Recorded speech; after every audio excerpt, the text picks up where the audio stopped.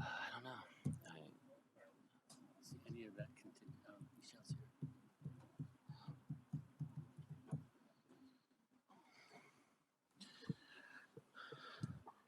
Okay, thank you everyone for coming to AQMP Advisory Group meeting number 14. Seems like yesterday it was one.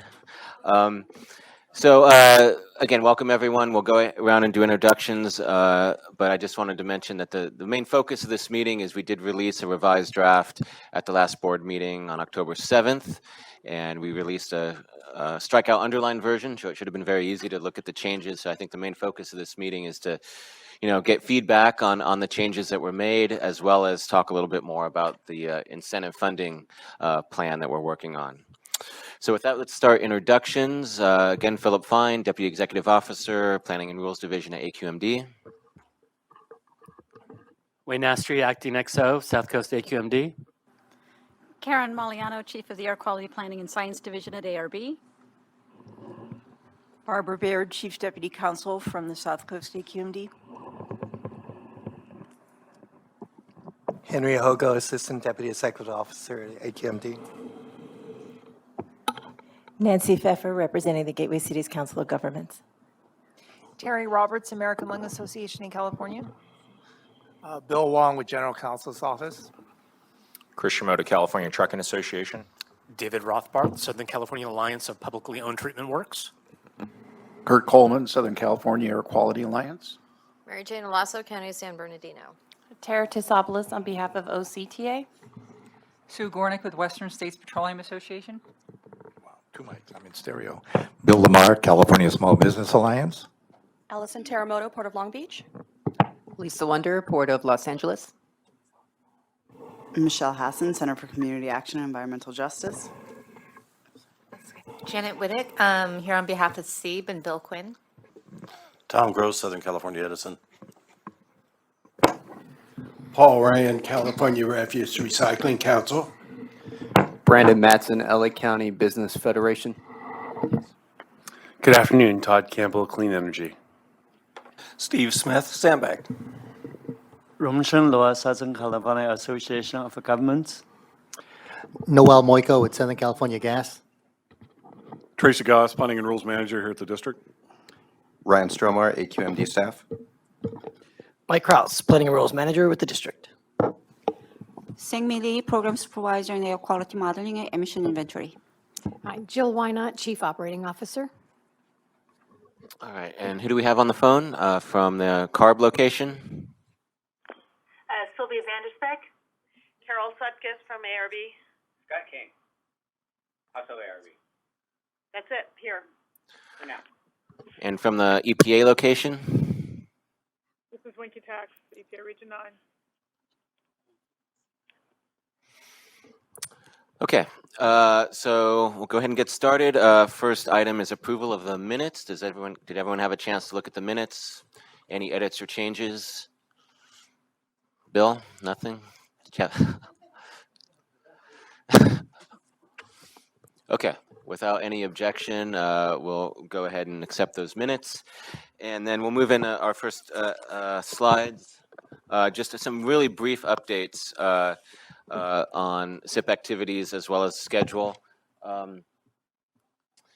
So a couple actions by EPA that are related to our air quality management planning here. Very recently, EPA proposed to approve our SIP for Coachella Valley. This goes all the way back to the 8-hour ozone plan for the 1997 standard. They approved by far the majority of the elements of that plan, including emission inventories, RACM, attainment demonstration. But there's one piece they did not approve or didn't take action on, which were the contingency measures. And this was due to that recent court case we discussed last time, the Barr case. And I think I'll let Barbara give a very brief update on some very recent information regarding that case. So earlier today, the EPA had filed a petition for rehearing with the full Ninth Circuit Court of Appeals on that case. And our board had authorized us to file an amicus brief in support of that petition, which we will be doing probably next Friday, along with the San Joaquin Air District. And we're seeing if any of the other air districts or CARB would be interested in supporting that as well. So that's an issue that's still up in the air, but there's a possibility that the full Ninth Circuit will hear it. All right, so that's a case that kind of reverses kind of a long-standing implementation of how EPA implements contingency measures, and depending on how it gets interpreted or finally ruled, would make it very difficult to comply with Clean Air Act requirements for contingency measures in an area such as ours.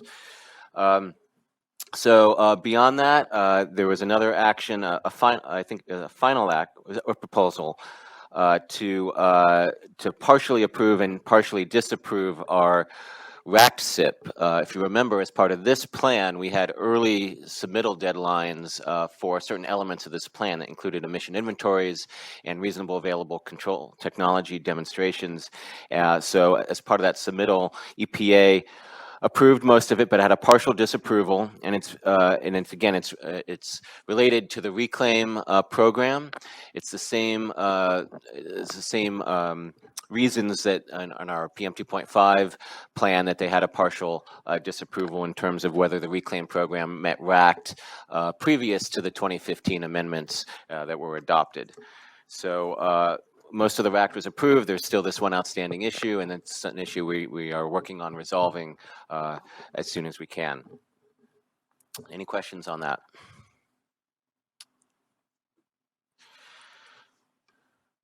Okay, so in terms of schedule, we have scheduled another round of public workshops, and in this case, these are actually official public hearings throughout in the 4-county area. The dates and times are here. You could find all that on our website. We are required to do these regional hearings. These will serve as those required hearings, but depending on potential changes to the plan in the next draft, which we hope to come out in December, we may do another round of regional hearings in January. It will really depend on the magnitude of the changes that occur between now and then. If there's not a lot of changes, these may serve as our required regional hearings, but we'll have to see, because we're still waiting on comments on the current draft. And then just in terms of general schedule, we are looking at, you saw us, we released a revised draft on October 7th. We're having the advisory group meeting today. We are, over the next week or so, releasing the remaining chapters and some updated appendices based on the revised draft, including some of the modeling and appendices for the modeling, and the remaining chapters of the socioeconomic report. We hope to get out in the next week or so. In this period, the CEQA commenting period is going to be closing in November. And then the hope is we'll get comments in by about November 7th, which was 30 days from October 7th.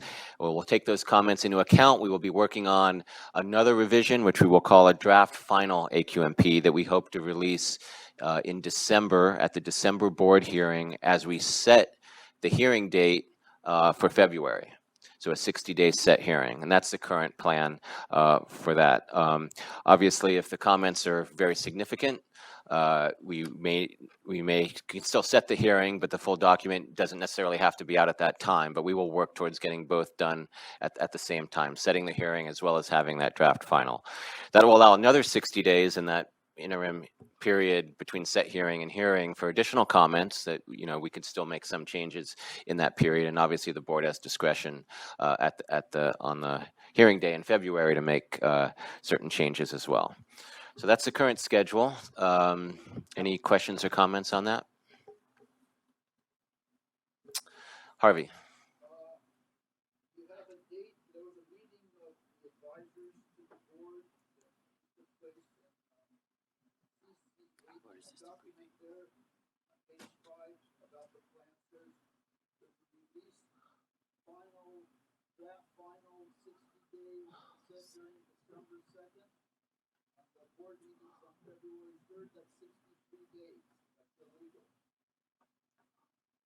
I think the courts will determine the legality.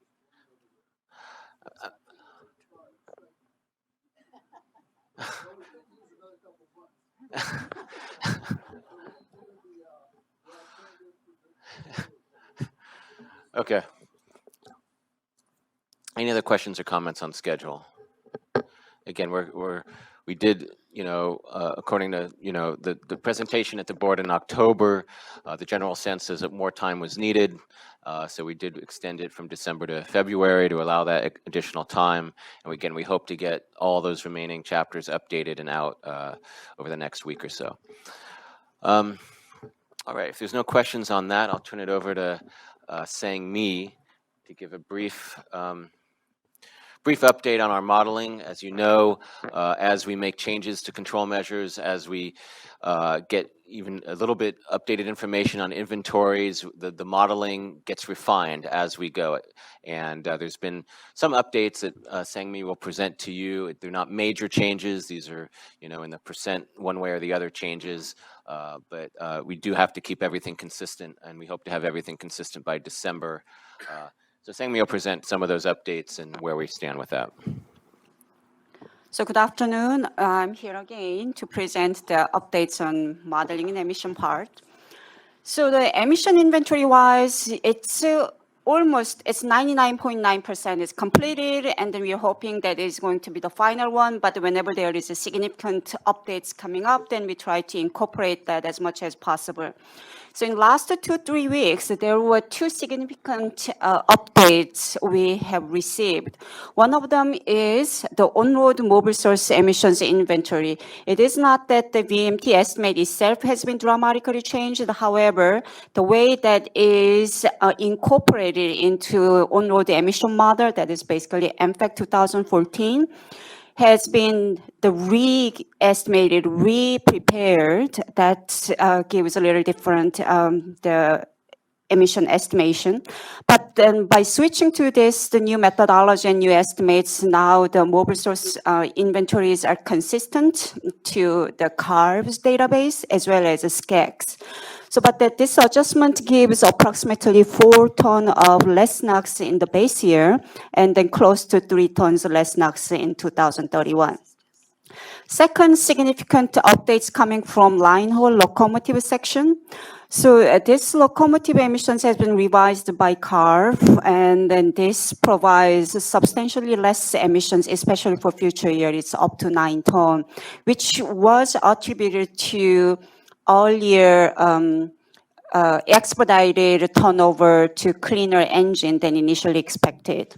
The third item still on the queue is the emissions for port activities and OGVs, ARB and port groups, and us. We are working on these updates. And as soon as these data are finalized and then ready to be incorporated in the AQMP, we will do our best to incorporate that.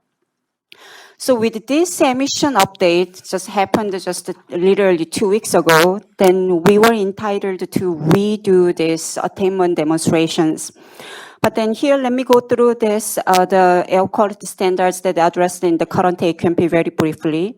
The very first one is 99.7 8-hour ozone standard. The target concentration is 80 ppb. However, practically the threshold is 84.9 ppb, considering the rounding connotations allowed in the Clean Air Act.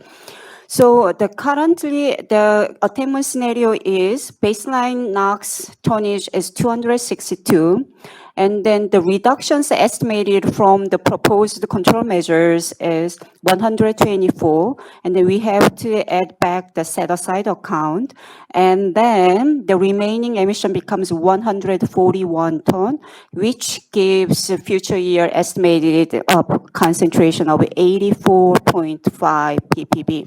Again, this is below the threshold, and then attainment satisfies the attainment level. And one more thing I'd like to mention here is when we presented the carrying capacity, we said the 80 ppb carrying capacity for 80 ppb ozone is 85. Carrying capacity for 80 ppb ozone is 150 150 ton, but then the carrying capacity estimation is conducted based on more crude, more general assumptions, such as emission reductions taking place in the homogeneous rate entire domain, meaning the cross-the-board reduction, while a specific attainment demonstration is targeting on specific sources and categories, and then spatial distribution and also temporal distribution. So carrying capacity and an actual attainment demonstrations has supposed to have little differences. That's what you see here. Secondly, 2031 target year for the 75 ppb standard. Starting baseline NOx number is 223. And then emission reductions proposed by control measure is 128 ton, which gives remaining emission of 96 ton of NOx. That will lead to 75.8 ppb. 1 hour ozone standard, again, 1 hour ozone standard is expected to meet on the passage to attain the 8-hour standard in 2023. However, here in the specific attainment demonstration was conducted using only non-182E5 measures, meaning the non-black box measures only. With that, we were able to show the 1 hour ozone concentration project to be 122.5 ppb. The practical implementation threshold for 1 hour ozone is 124.9, so this value shows attainment status. Next one, I will go through PM part briefly. So annual PM 2.5, again, base year concentration, base year design value is 14.9 microgram per meter cube. The attainment target year for the serious non-attainment status is 2025. If there is no control beyond the already adopted controls and reduction regulations, then the baseline emission status is expected to yield 12.8 microgram per meter cube.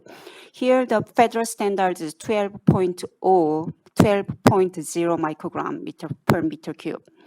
So here again, the control strategy is demonstrated using only non-black box measures. When you implemented non-black box measures only, then the annual PM 2.5 concentration expected to be 11.96 microgram per meter cube. Again, in reality, when 127 tons of NOx reduction is in place in 2023, that will put the annual PM concentration substantially lower than the standard 12.0. So the last line is exhibiting that the expected PM 2.5 concentration in 2025, meaning that ozone attainment strategy will ensure the attainment of annual PM 2.5. The lastly, this is a 24-hour PM 2.5 scenario. Here, these numbers actually does not reflect the most updated emission inventories, meaning that on-road mobile source emission updates. But just to give an idea, the 2012, again, base year design value is 36.6, and then 2019 baseline, meaning that no further additional controls or emission reductions beyond already adopted rules and regulations, will yield 32.2.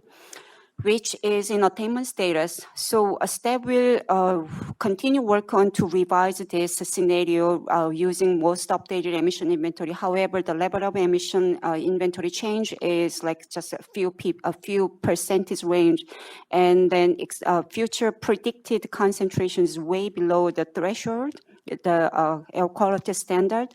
So it would give like a couple of 1/10 of microgram per meter cube changes, however, but still it will be in attainment status.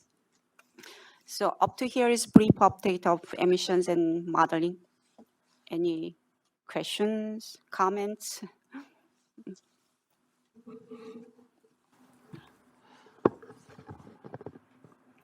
No questions for Sang-Mi? Okay.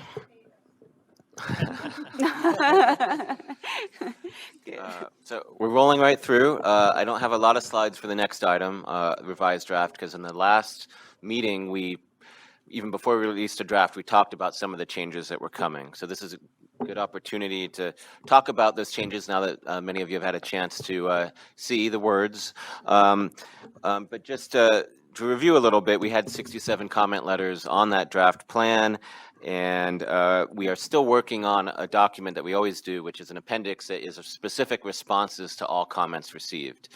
So we don't have all the comments yet. There's still comments coming in, and there still will be comments coming in. But the ones we received thus far, we will be responding in kind in a separate appendices that has comments and responses all published. And as you know, and we talked about last time, based on those comments, we did make changes to the plan that are reflected in the revised draft that we released on October 7th. And then we have received some comments even since October 7th. It says 3 here, but we're also in receipt of several emails from the logistics industry, talking about the facility-based measures, and we will take all of those as comments as well. And then what we had said, and I said earlier, is that we wanted a 30-day, more or less, comment period from that release to give us time between November 7th and December 2nd to incorporate changes into the draft based on that round of comments. Doesn't mean you can't make a comment after November 7th, but the more time you give us to incorporate changes, the more likely those changes will be there. So we wanted to give ourselves some time. So with that, I don't have any more specifics. You've all had a chance to look at it. We presented it last time, but if anyone has any comments on any aspects of the revised draft, then we will take those now, and we'll start with Rita. Yes, I was wondering what kind of timeline you have for the response to the comments, when those will come out. So we hope, even at the December release, where we release the draft final and all the other documents, that we will have the appendix ready with response to comments received till then. But at some point, we have to cut that off. So November 7th may be the latest we can actually get a response to comments into that appendix. And if we have time, they'll try to do more. And then as we move towards board hearing, within the board letter, if there's any other big issues that come up, we can provide responses at that time as well. And obviously there's the CEQA process and the comments and the response to comments for CEQA also. Yeah, Tom, you had if you could maybe turn on a mic for Tom and have him speak into the mic.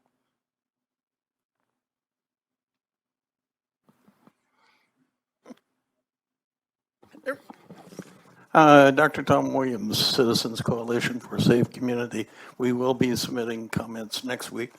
But the basic one is the ports of LA and Long Beach. Are their data appropriate now? What's happening? And specifically, here's one, the TEUs, which determines some funding also. How many 20-foot equivalent units will be imported and exported during the next 15 years? And once they're in the ports, how will they be allocated either to the Alameda corridor or to trucks? And that goes back to Measure M right now, which includes funding for goods movement to the high desert corridor. So we're quite concerned about the status of the CARB inventories for the ports, but also as to the allocation by the ports, well, projections and allocations from the ports through the year 2031. There's also a matter as to total TEUs, not loaded TEUs, because sometimes they project one, but not both. And the empty TEUs still have to be trucked or railed to the ports. So basically, what's the status of the port projections and their allocations? Thank you. Let me start with comments first from staff that we've been working with the ports and the Air Resources Board on the inventory. And as Sang-Mi mentioned, we are still evaluating the OGV portion. Most of the ports inventories are actually a subset of the total inventory by category, and those have been incorporated. It's just this last portion relative to TEUs, it's not knowing the volume does not translate linearly into emissions. So we do work with ARB in calculating emissions based on the economic forecasts that we receive from the ports, which are, by the way, fed into SCAG's RTP development. So all those numbers are worked in some fashion. So we do have that. And the last part is the OGV. And the issue with the OGV is that the original projections are more optimistic for Tier 3 vessels coming in. At this time, we don't see a lot of Tier 3 builds occurring, and that's what the ports are seeing. And we're trying to reflect that reality into the emission inventory. Okay, so.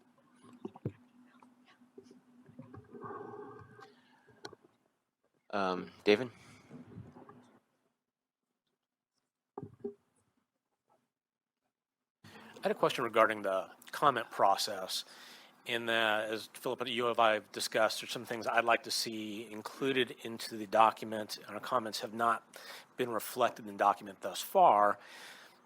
If it's not incorporated, my question really is, when it comes to rule writing, how will this be dealt with as far as one specific item we've discussed as far as the inventory pertaining to wastewater treatment plants is not in the rule that shows it's a very minor source.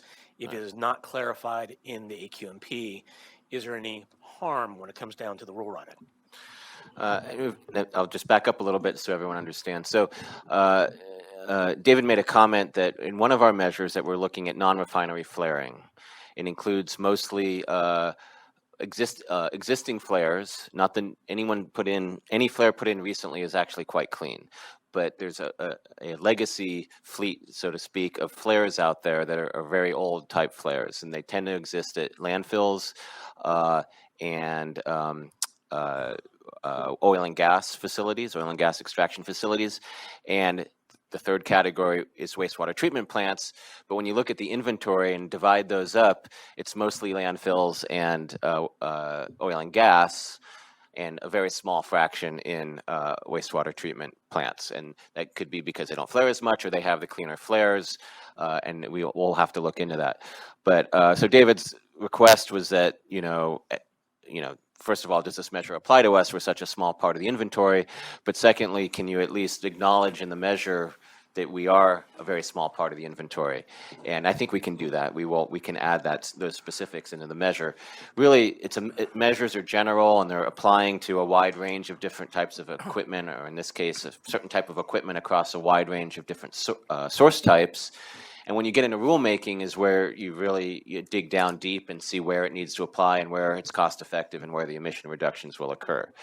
So measures typically don't call out an exemption for a specific type. It's something that is something that normally come out of rulemaking if it was determined that there's the cost benefits didn't work out for something like that.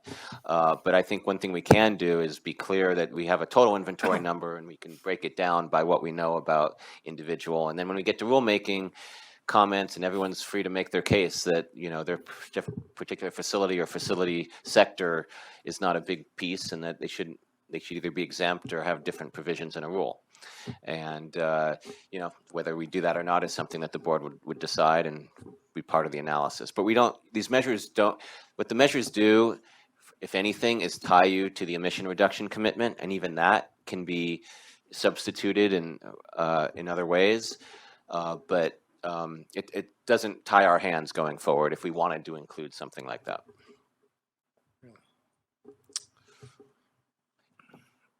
Bill.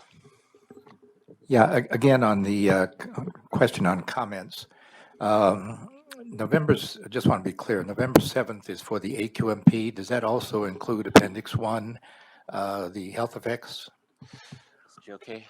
Is she okay back there? I want to double check with her. She's not here. I believe we, what?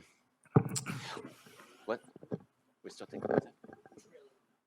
Yeah. Oh, yeah. So we still need to release a revised version of Appendix 1, and then there'll be another chance for comment as part of the AQMP process. We've already gone through the advisory council process to help us create that draft version. So that may be complete, although if the advisory council wants to have another meeting, we're open.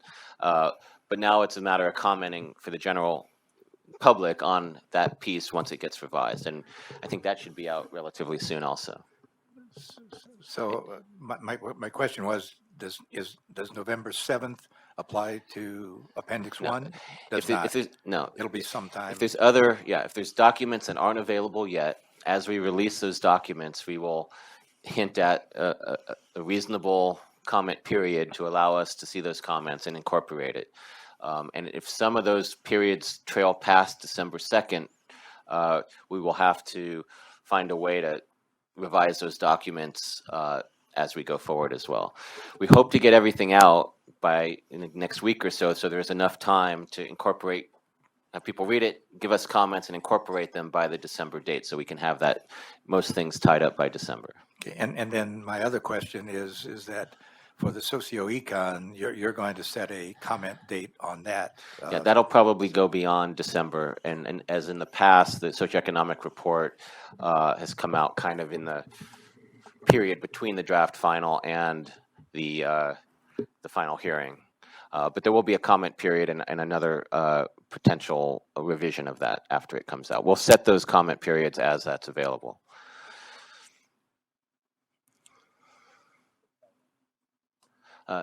Well, I'll let Michelle go since David already had a chance. Yeah, just a very quick clarification on the socioeconomic. I thought the comment date was the 31st from the first draft. For the chapters that were available from that first Okay. draft. So that's chapters 1, 2, 3, and 5, I believe. 6. And the other ones we're just wrapping up right now. It's under internal review. We hope to release very soon. Okay, thank you. And even those chapters that were released need to have some revisions also because the plan has changed since we released them. So, David and Bill still have their cards up, but I know you had another comment. But let's go to Steve, and then we'll come back to Dave. Thank you. You mentioned the word cost effective, and of course you have the words cost effective and feasible in the document as they relate to zero emission vehicles. Could you kind of go into a little description of how that works, how you operationalize that to the extent you can here in this document?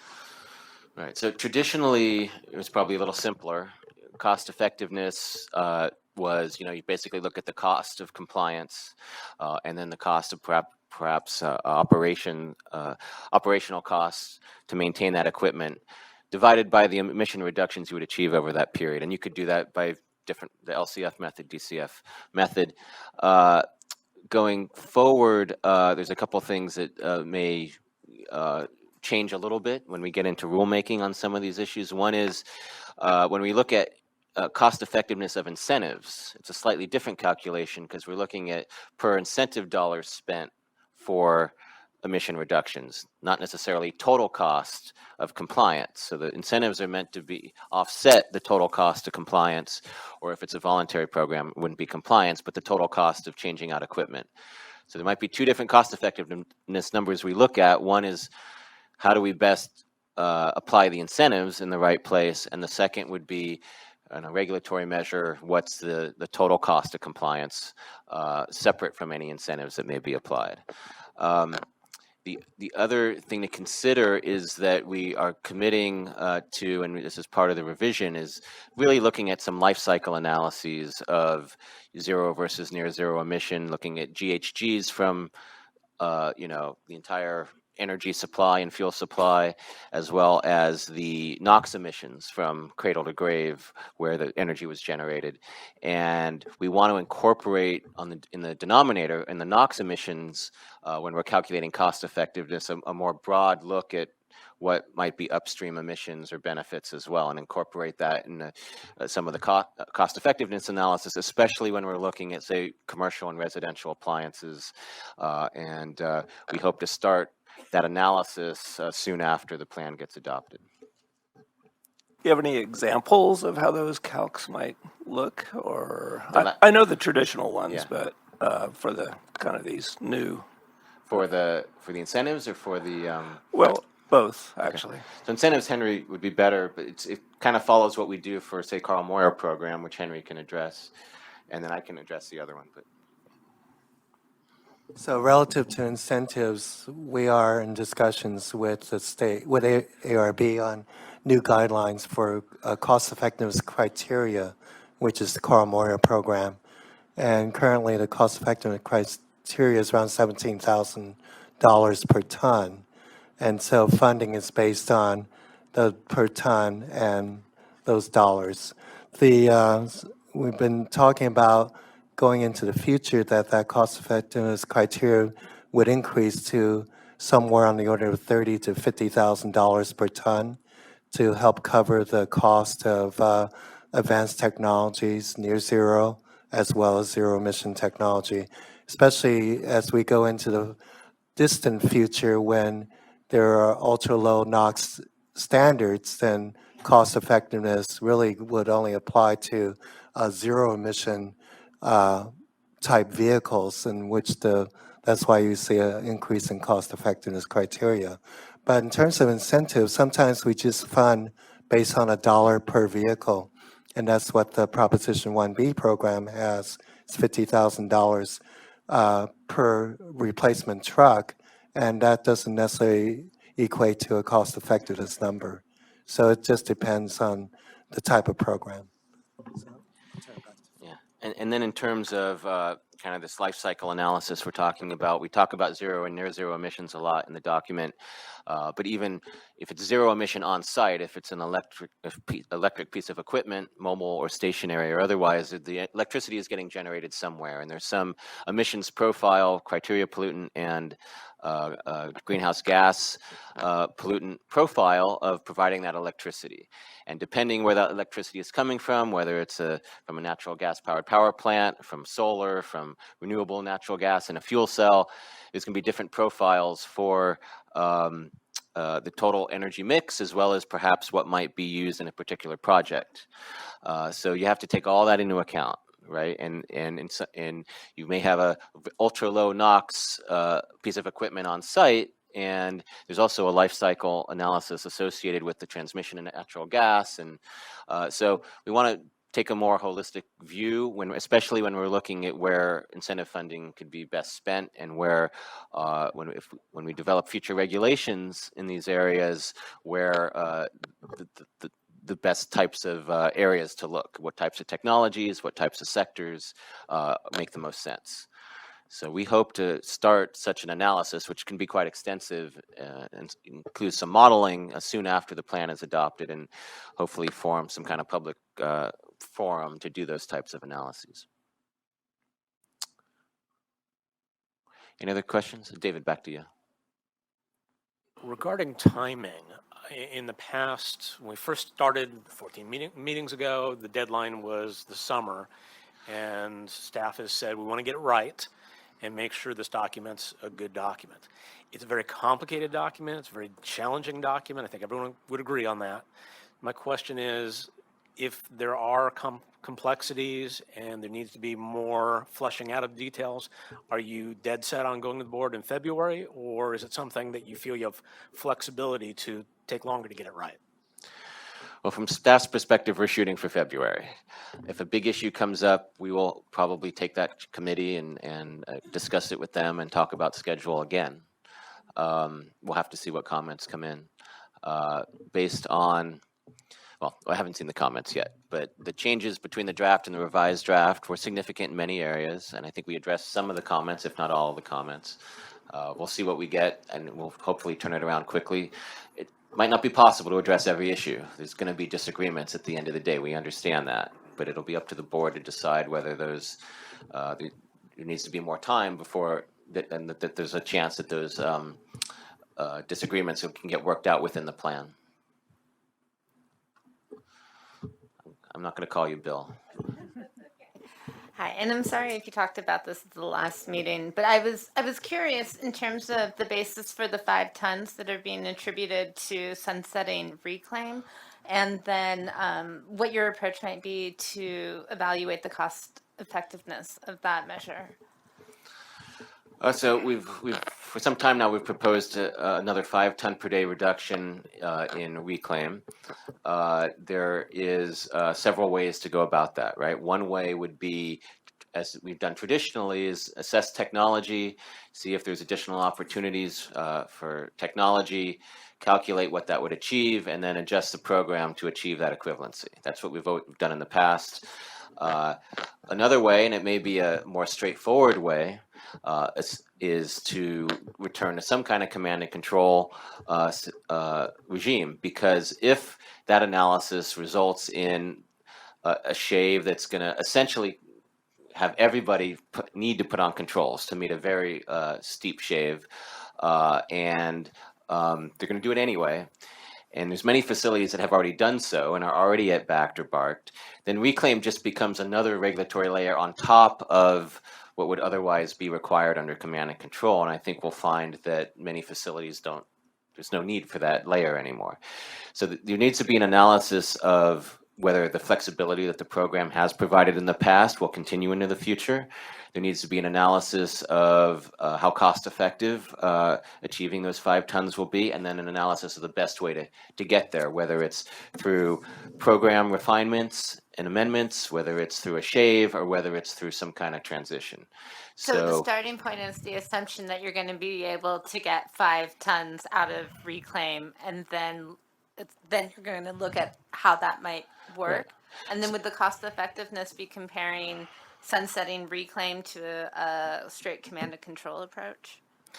The cost effectiveness is going to usually is based on what we anticipate the controls to be, and how we get there usually doesn't affect cost effectiveness as much. It may in some respects, but just as an example that I'll throw out, we're proposing 5 tons a day.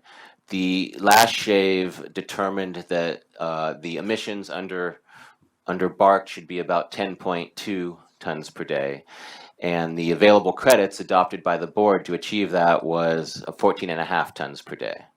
So in our SIP now, we have emissions in 2023 and beyond of 14.5 tons per day, even though we expect the emissions to be less, but we have to include the full amount in the SIP. If we went to some kind of command and control regime, then we might be able to use what the actual emissions are and the projections for actual emissions, like we do often for other types of sources.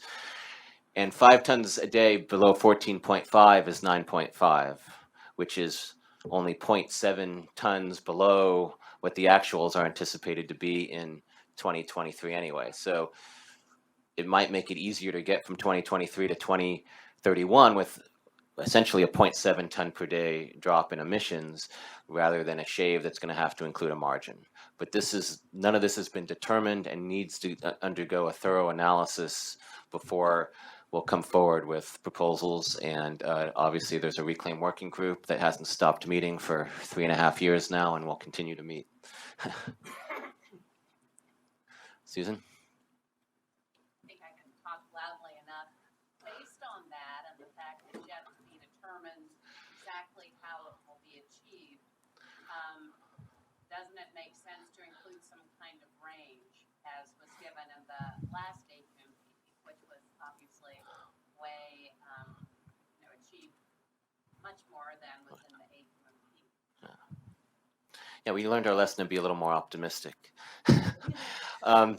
Well, we think the 5 tons per day is achievable through several different types of program refinements, including technology assessment. So it doesn't necessarily have to be that. We are in receipt of comments that we should include a range there, and that's something we'll consider going forward.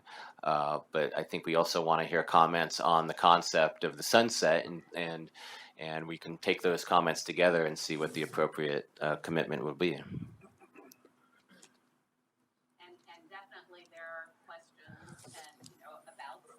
Right. And I know we'll be looking at that, I think, after the AQMP is adopted. Is that the way that will work? Yeah, as it's worded now, there's no flat, hard commitment to sunsetting the program. It's one of many potential ways to achieve the reductions in the program, and it's something we're seriously looking at. So we'll take we want comments on that now, but as we go forward, there's obviously a lot of work to do to see how that occurs. So, you know, it's not an automatic sunset in February if the board adopts that measure, right? Noel? Thanks, Phil. Noel Moiko with SoCalGas. I'm just going to read out a statement. Getting back to the cost effectiveness, we strongly support a technology-neutral approach premised on cost effectiveness and technology feasibility. We also support a transparent public process for determining cost effectiveness and feasibility thresholds. So when considering cost effectiveness and technological feasibility to assess maximum emission reductions, life cycle emissions must be part of the analysis, which you talked about.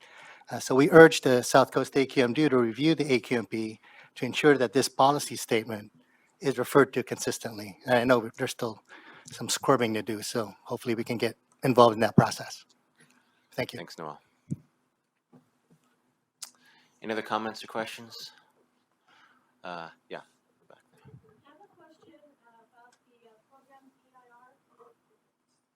Yeah, if you could speak into the mic.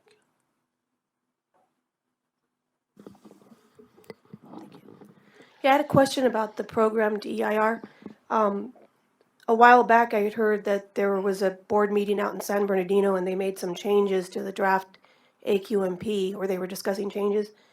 So I sent in a email to the AQMD asking about it. And I wanted to know if there were going to be any changes on the PEIR as a result of what was being discussed. And so the response I got back from AQMD was that there was going to be no revisions to the draft program EIR are necessary due to the changes in the revised draft program EIR. The public comment period for the draft program EIR will close on November 15th, 2016. So I'm trying to make sure I have all my dates correct here because I'm hearing November 7th. So I'm wondering, is November 15th still the comment deadline for the PEIR? For the environmental assessment, yes. But Okay, not for CEQA. For CEQA. And then the other one is November 7th?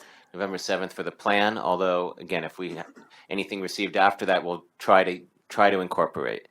And to your point of whether there was going to be a revision on the PEIR relative to the revisions of the draft, the environmental document assessed the other environmental impacts of implementing the plan, and a lot of the changes were shifting some of what were more incentive or voluntary measures into regulatory measures. But the outcome in terms of environmental effects are the same, whether we require it through a regulatory measure or we did it through an incentive-based program. So the environmental effects would be the same.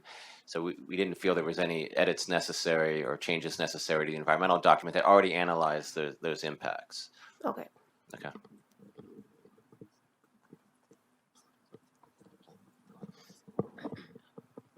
There were a couple more questions in the back.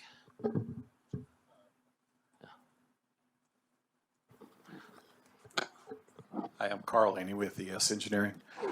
I was wondering if I could get some clarification on the inventory that's being used for CMB01, specifically as it relates to the engines.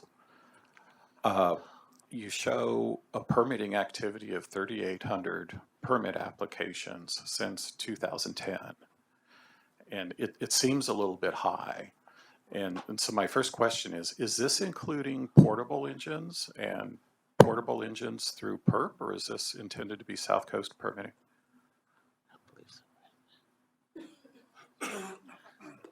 What? I don't believe it does, but okay. Heather, I don't know if Heather's in the audience. Okay. The volume, just from where I'm coming from our tracking, the volume seems high. Okay. And it seems like 99% of the permitting from 2010 is going to be emergency engines. Okay. And so I'm not so sure how the 11 tons came about. I'd love to talk about it. So yeah. we have a couple other questions about that, and maybe some other questions or other comments that we'll be submitting regarding the functionality of the technologies being proposed. Okay, we'll definitely talk to you about that number, and we can definitely clarify if it's not clear right now, or if it's incorrect, we'll obviously fix it. But Aaron is in the back there. You can speak with him, and we'll address it.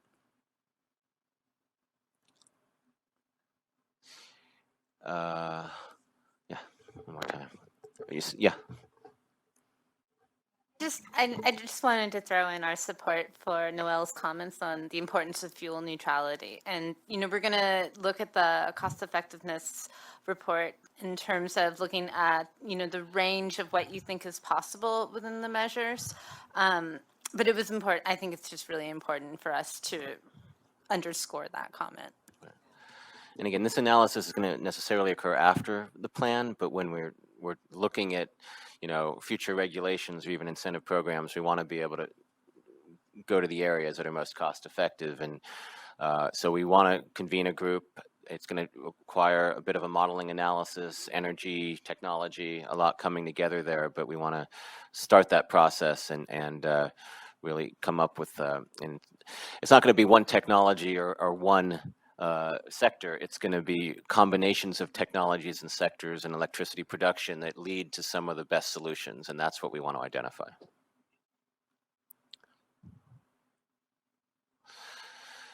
Any other questions? Okay, so we'll move to the next item on the agenda, which is the Incentive Funding Action Plan, and Henry Hogo will present that. Thanks, Phil. Last month, the advisory group got a pretty good overview of what staff's thinking is on developing a funding action plan. And today what I'd like to do is just briefly go into a little bit more detail on some of the current funding programs and the funding opportunities that staff is evaluating. So by way of background, the action plan is really to identify and develop a process to secure additional funding, incentives funding that's been identified in actually Chapter 4 of the AQMP. As you recall, the analysis that's provided in Chapter 4 is looking at on the order of $10 to $12 billion over the next 7 to 15 years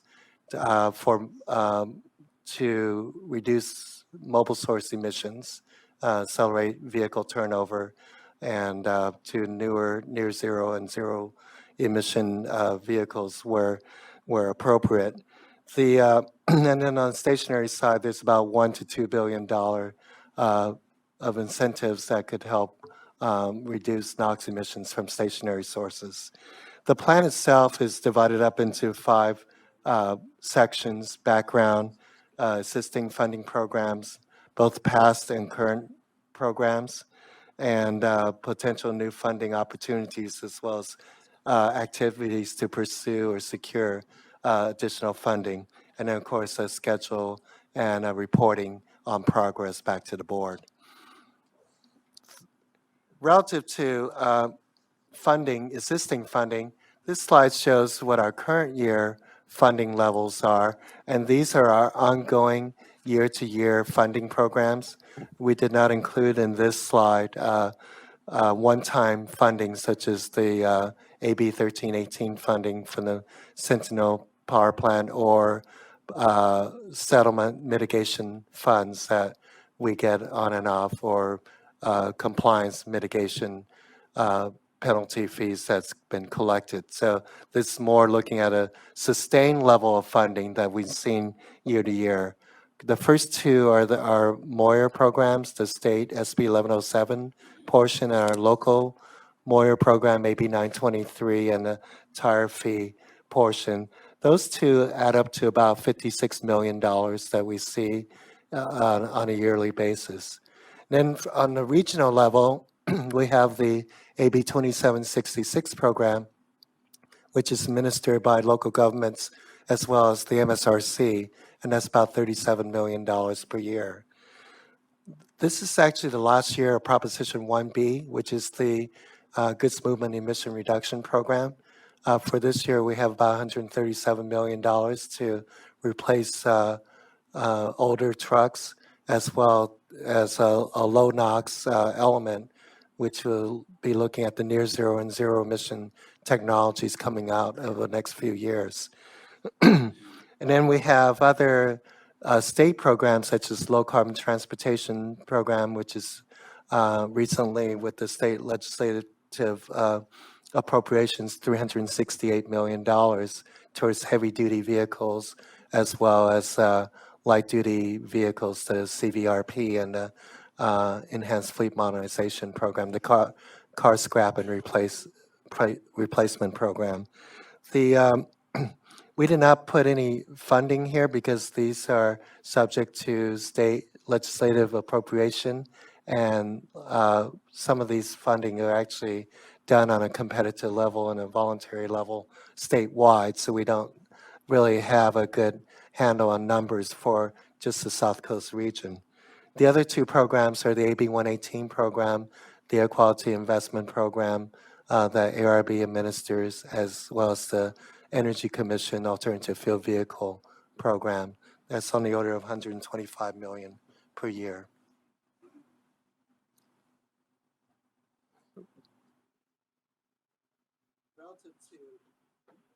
Relative to potential funding opportunities, last month, Philip Crabb and Mark Carroll gave a good overview of some of the opportunities. And what I'd like to do today is put some numbers to those opportunities to give the group a pretty good idea of what levels of funding could be realized that can help in terms of funding incentives for the AQMP.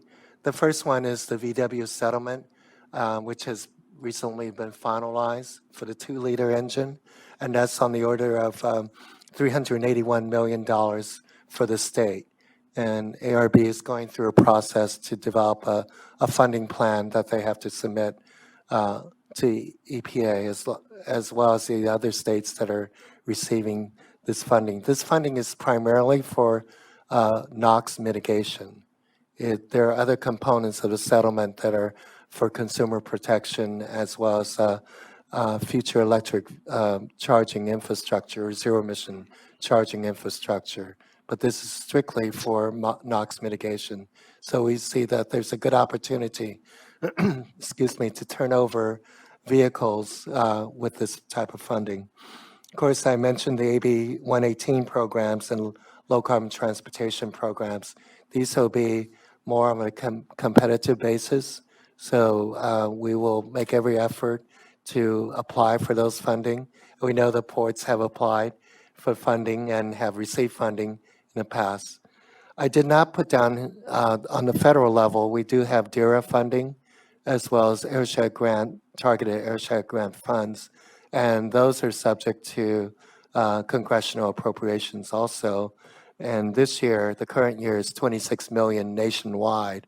And right now, we do know that for South Coast AQMD, we had applied for a project about to do locomotives, and it's around $580,000, which we have initial indication from EPA that we'll be receiving that funding. But as you can see, it's nationwide, it's about 26 million, but the region really only sees about $500 to $1 million or so each year. And the ports have received a fair amount of funding under the DERA program for clean air projects in their facilities. One area that we've been looking at is the cargo container fee. As many of you know, that was originally structured from the Ports Clean Truck program. And historically, the state of California has considered the statewide cargo container fee that actually got passed through both the House and Senate and went to the governor's desk for signature. However, the governor did not pass that bill. So we hope that moving forward, there's something that to be considered. The ports see about 11 to 12 million loaded TEUs, and Lisa and Allison here to confirm those numbers for me. But if we were looking at that, those numbers of TEU at $35 per TEU, which is the original port clean truck program dollars per TEU, it works out to be about $770 million.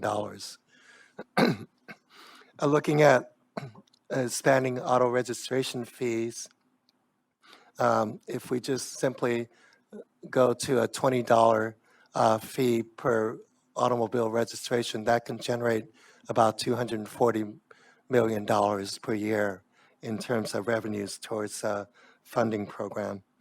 SCAQ has been looking at the VMT or mileage-based user fee ever since their 2012 RTP, and their analysis indicate that if they had a 4 cent per mile fee associated with VMT, that it can generate about $124 billion. And this is strictly for transportation infrastructure improvement.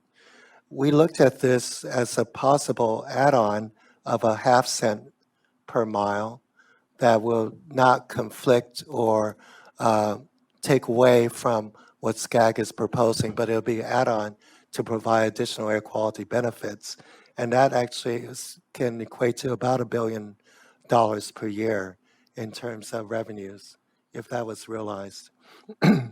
So a 0.5 cent, we can look at 2 cents, a 1/4 cent, and you can see there's still a fair amount of money under that type of program.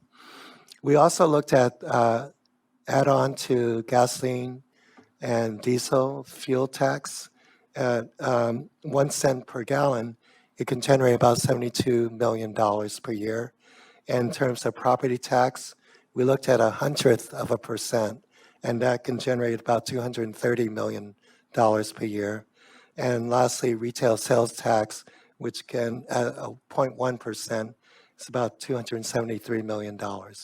If we realize all these type of funding, it could be on the order of $2.6 billion per year.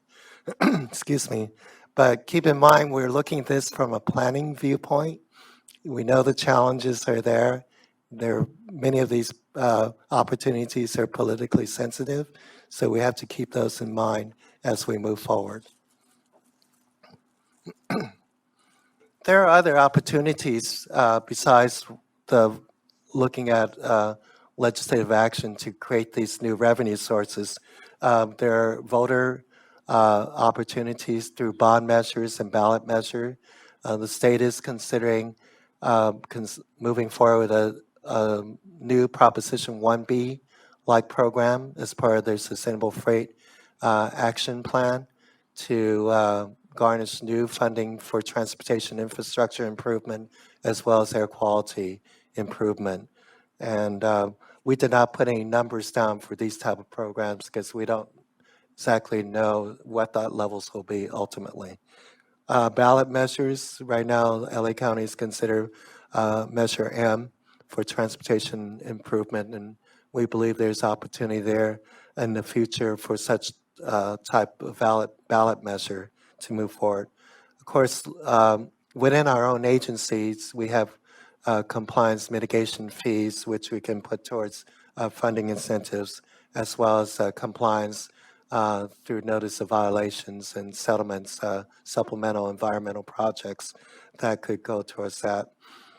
If there was actually a political will and an urgency, similar to what Congress did back in the 2008 timeframe with the stimulus monies, that there could be even a one-time type of bill that can go through Congress that would help all the non-attainment areas throughout the nation towards cleaning up older vehicles.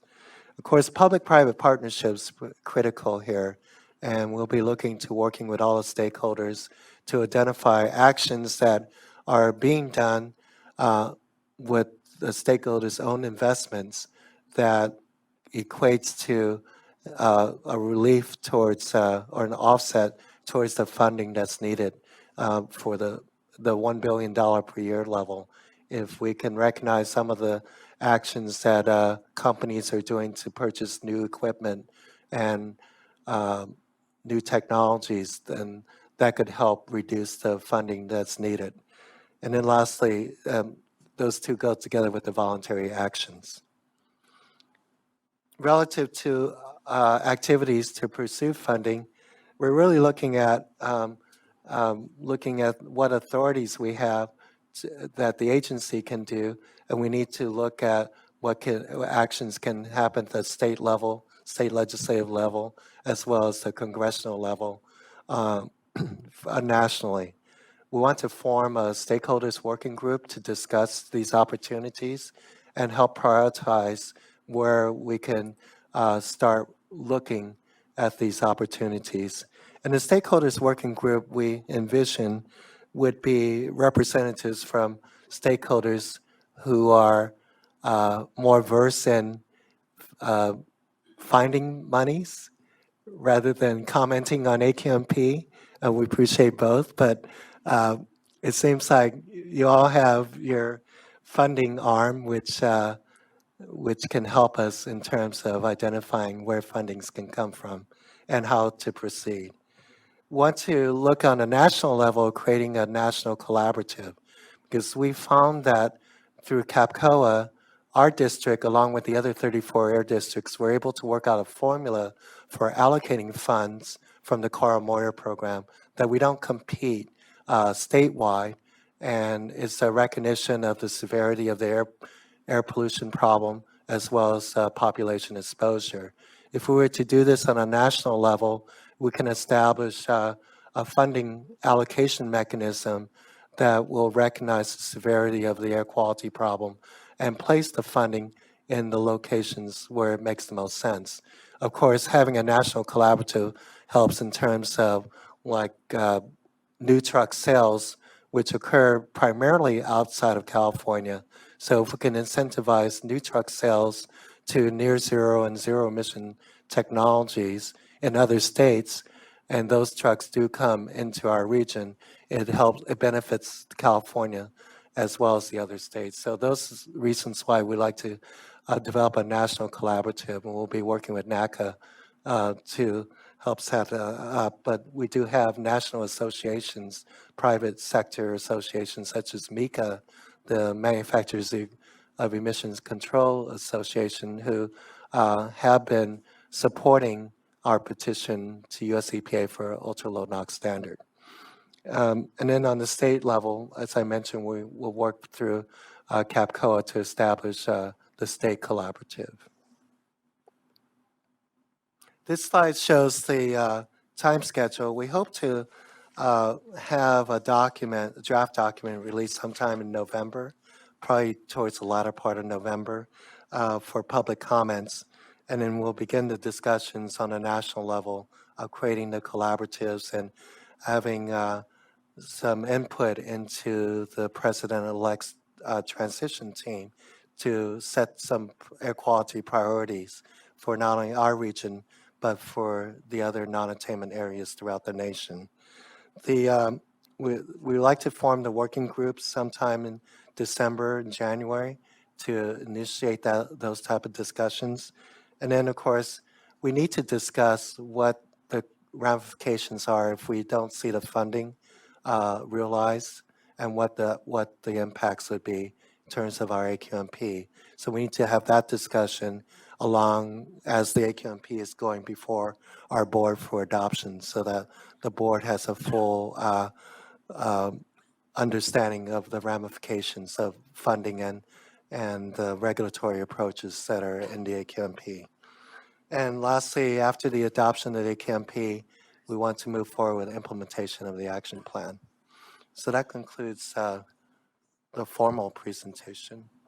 Open for question. I see you, Mary. Thanks, Henry.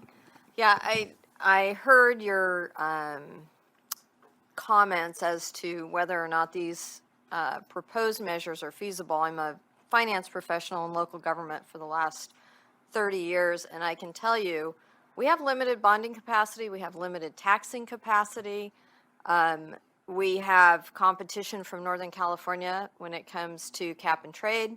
I mean, everything going down the list, we have to have a really serious discussion on the what if side. What if these proposed funding sources don't materialize? Because you know, we're going to get strung out and make commitments on the AQMP side and have absolutely no money to provide any kind of assistance whatsoever. I can tell you that this is not a good time to be going after money in the state.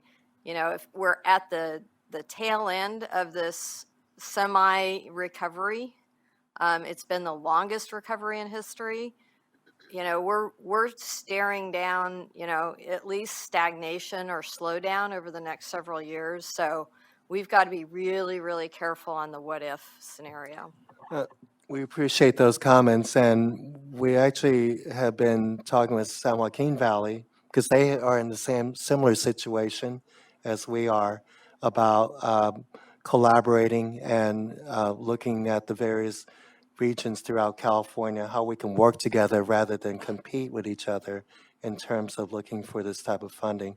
So it's a really important area that we have a solid support, not only from the air agencies, but from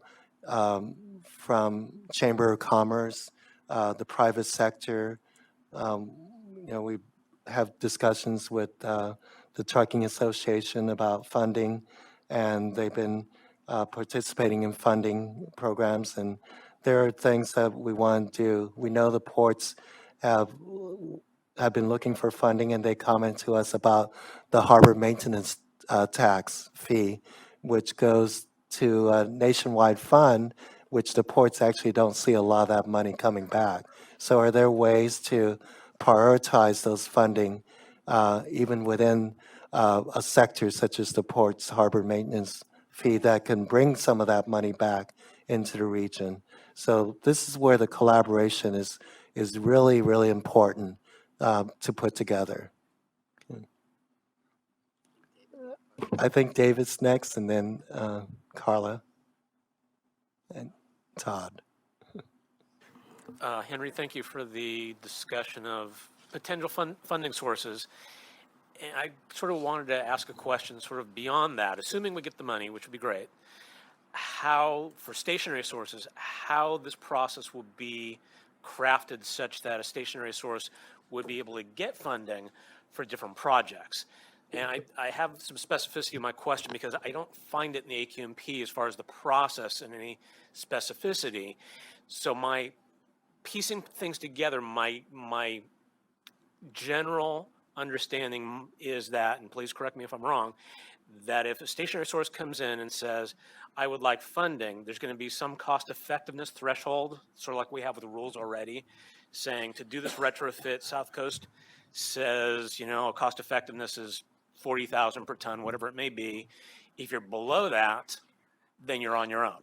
If it's more costly, then you might qualify for a funding source, and that will go to some type of committee that will be developed during the rule development on how money will be distributed to potential applicants. Am I getting that close to right? It can be one way of doing it, but if we look back historically, the PERC dry cleaning rule provided funding, and it was not on a cost effectiveness basis. So we do want to look at all approaches to funding for stationary sources, and that's probably the best example. We have the Healthy Hearth program in the past for replacement of fireplaces with natural gas, wood burning fireplaces with natural gas. I certainly could see for something that's very cost effective, that would make sense. Right. But I'm saying for most of the stationary sources, we're well beyond that. For the bigger stationary sources that have been here a long time and been heavily regulated, what could we expect? Well, we need to look at this type of approach, but the Department of Energy actually has a loan assistance program for many years for stationary sources to replace their older equipment to more energy efficient equipment. And we're looking at that as a possible avenue for larger sources who could be getting loan assistance to help out rather than an outright And I assume that would capital not funding. be part of the AQMP process. That would be, here's other sources available. So There's obviously a lot of program development that needs to be done in that area, and it's not all in the AQMP. You're absolutely correct. The thinking is that as the cost effectiveness criteria for things like Carl Moyer are raised to 30 to 50,000 a year, and based on some preliminary analysis we did on some of the stationary source measures, we think that there will be opportunities in the stationary source sector that may have not been as available or cost effective under a tighter cost effectiveness threshold. And we think we've identified some that might even be cost effective today under the current thresholds. But we don't have large scale stationary source funding programs other than a few examples like the PERC dry cleaners.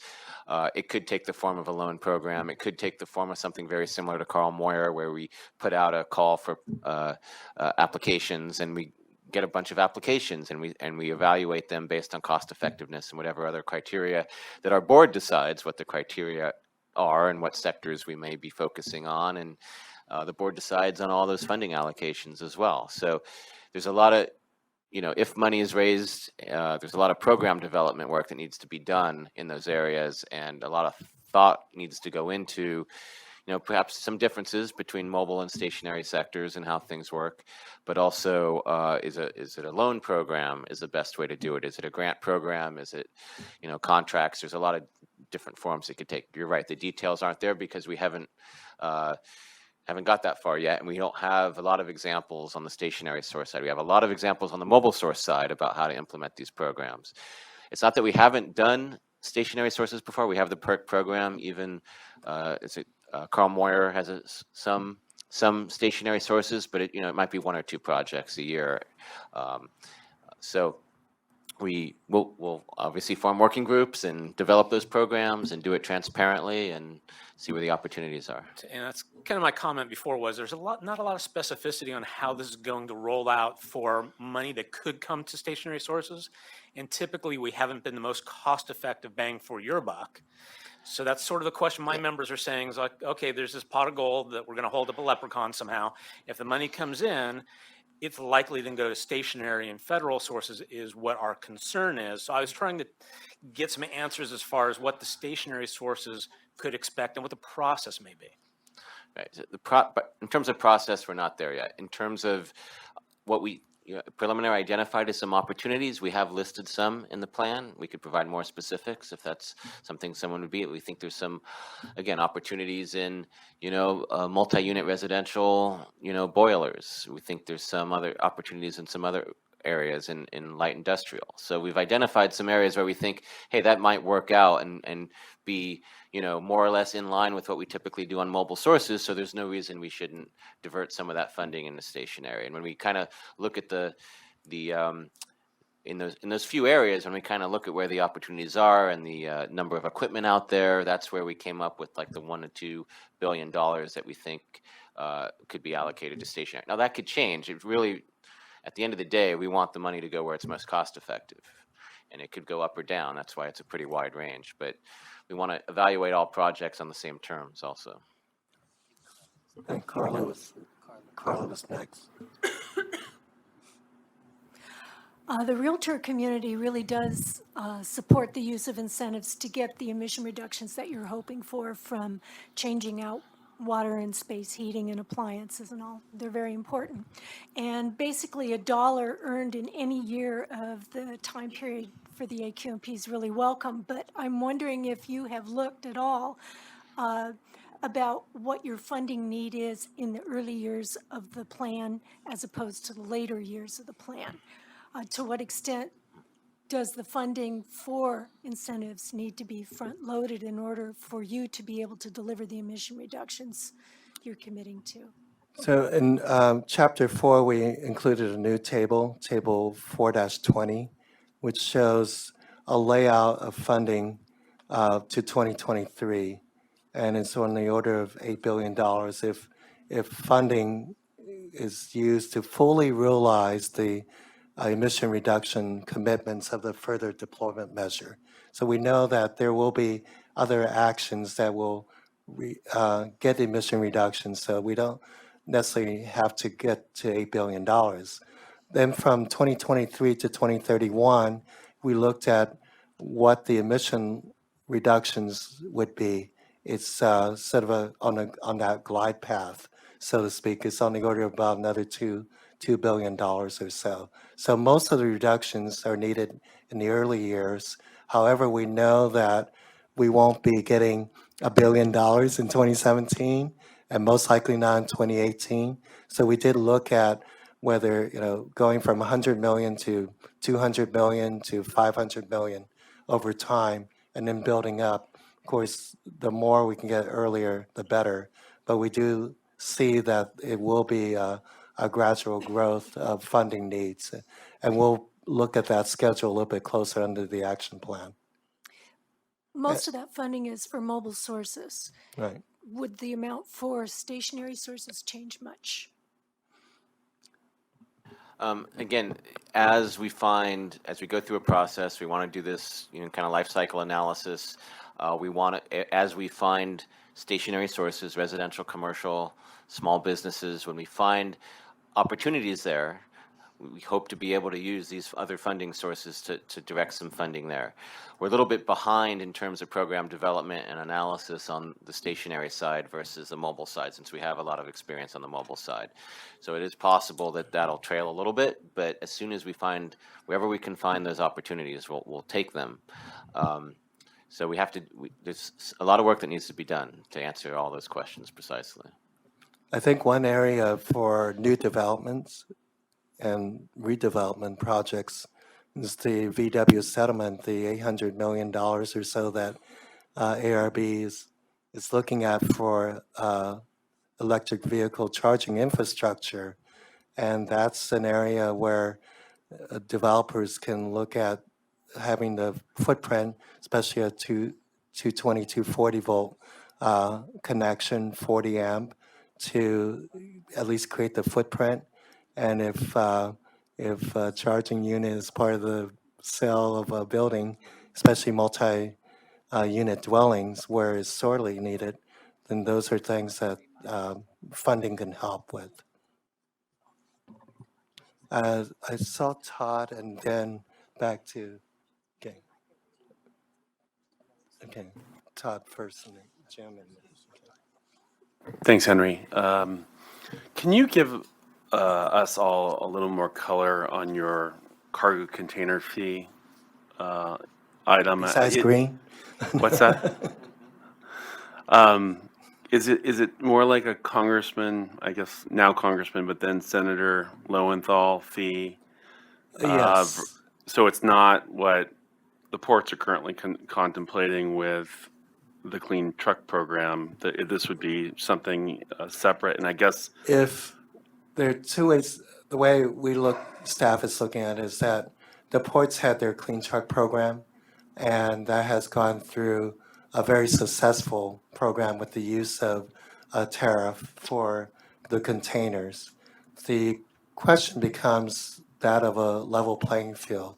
If the ports do it and the Port of Oakland doesn't have such a container fee, then there will be a competitive disadvantage to the ports. So when then Senator Lowenthal, State Senator Lowenthal, introduced his bill, it was for $30 container fee statewide. And now Congressman Lowenthal, Alan Lowenthal, has HR 1308, which is still going through the congressional process, and he's looking at something similar in terms of a nationwide container fee bill that will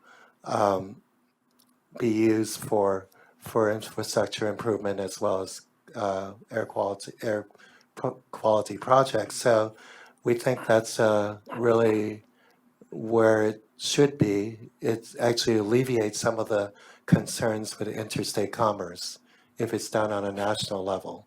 But when we look at the number of TEUs nationally, it's about 46 million. The ports have the lion's share of it. We want to make sure if it's a national container fee that the funds come back to the area where it's really needed. So that's part of the discussions we need to have on a national level. But it is going to be something that actually, I think is gaining momentum when you consider the other 30 some odd states that are in non-attainment. And EPA's recent port initiative report came out, and it shows that when it comes to what's defined as a port, that there's a port in almost every non-attainment area.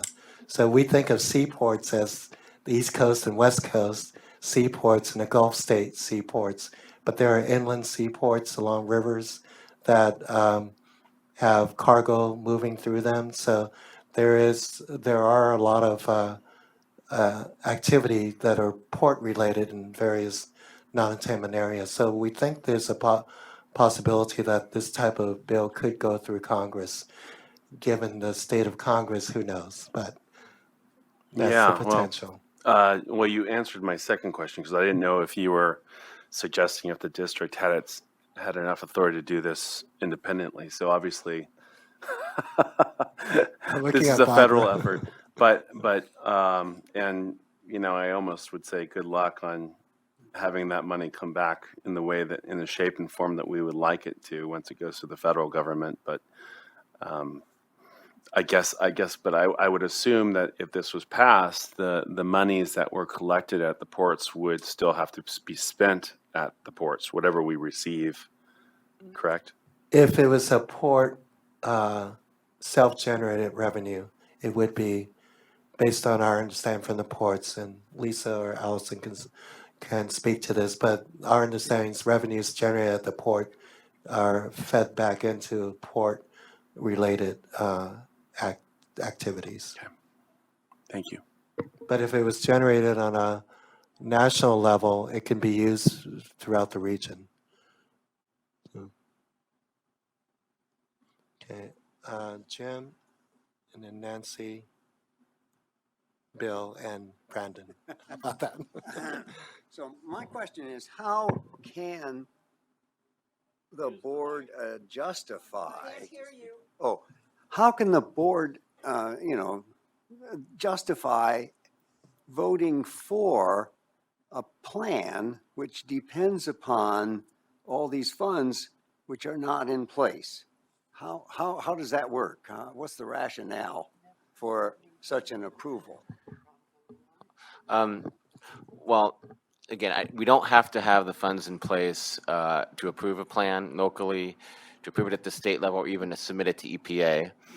Even when EPA looks at it, there's still some flexibility under the Act to approve some of the measures as hard measures and commitments and others under the Section 182E5. We're not the only agency to approve plans that are not funded. SCAG approves their RTP. It's not fully funded, and it is part of the plan is to go out and look at activities and actions to try to raise the money to implement the plan. So it's a plan implementation issue. It's not necessarily an issue that, I mean, I understand that. And our board members have told us they would like to see as much specifics as possible and have a reasonable expectation that this could be successful in terms of raising money.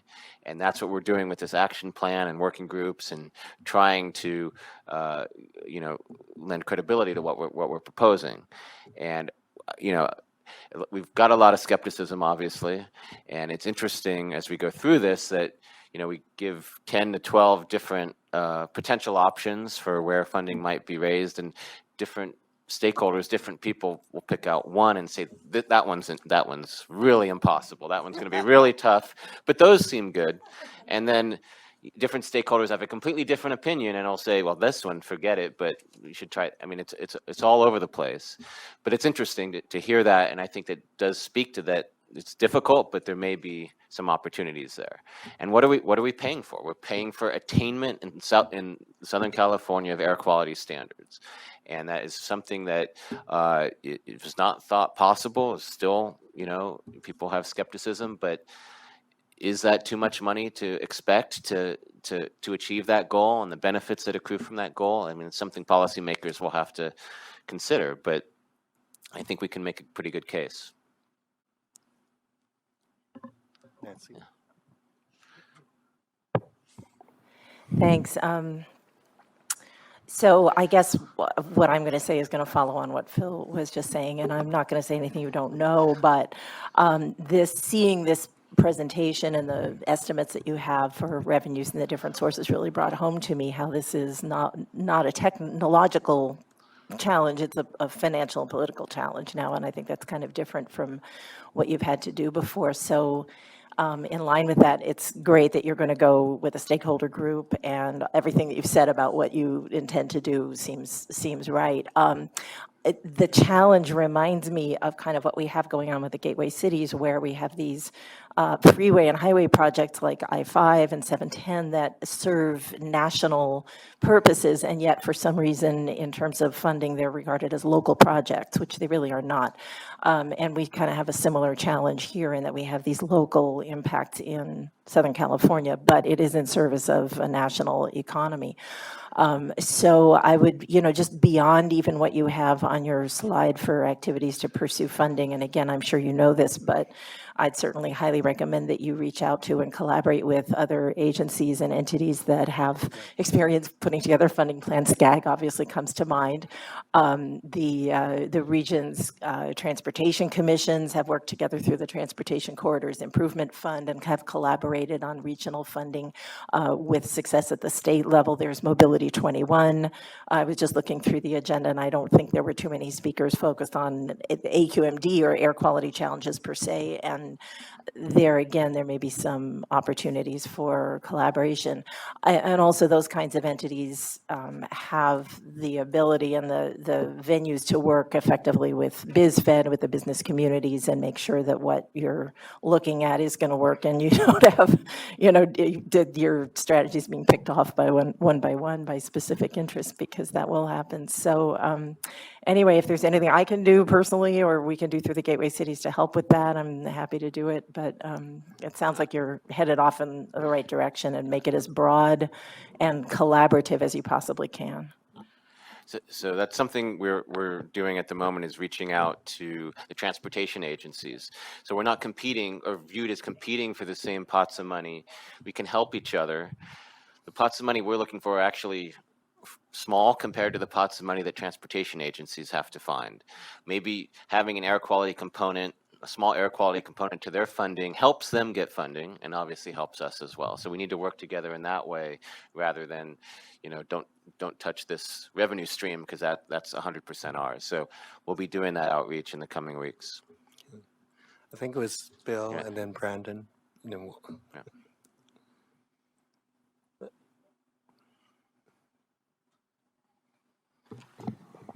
Everything comes to he who waits. I understand the 1 to 2 billion for stationary sources. The 10 to 12 billion that you're looking for, is that for mobile sources under your control, fleet vehicles only? Or does that get into other types of mobile sources, like for CARB? And so if you look at table 4, actually from 4-15 to 4-20, we do look at various mobile source categories, from on-road heavy-duty trucks. We look at light and medium-duty heavy-duty trucks. We look at off-road equipment, both construction and industrial equipment. We're looking at larger pieces of lawn and garden equipment, riding lawnmowers that actually operate on diesel fuel. We can get a fair amount of NOx reduction from those sources. And then on the federal locomotives and ships and aircraft, we are looking at some reductions there based on ARB's SIP strategy. So we estimated a funding, incentives funding for those type of sources too. So we do cover almost every mobile source. The state has an analysis for light duty vehicles, and we attribute that primarily for greenhouse gas purposes, but it does have some criteria pollutant benefit. So then, Henry, if I understand you correctly, part or most of the money that you're looking for, incentive money, is to pay the state and the Fed to reduce emissions for the sources under their jurisdiction, not yours. Why is it that the state and the feds don't raise their own money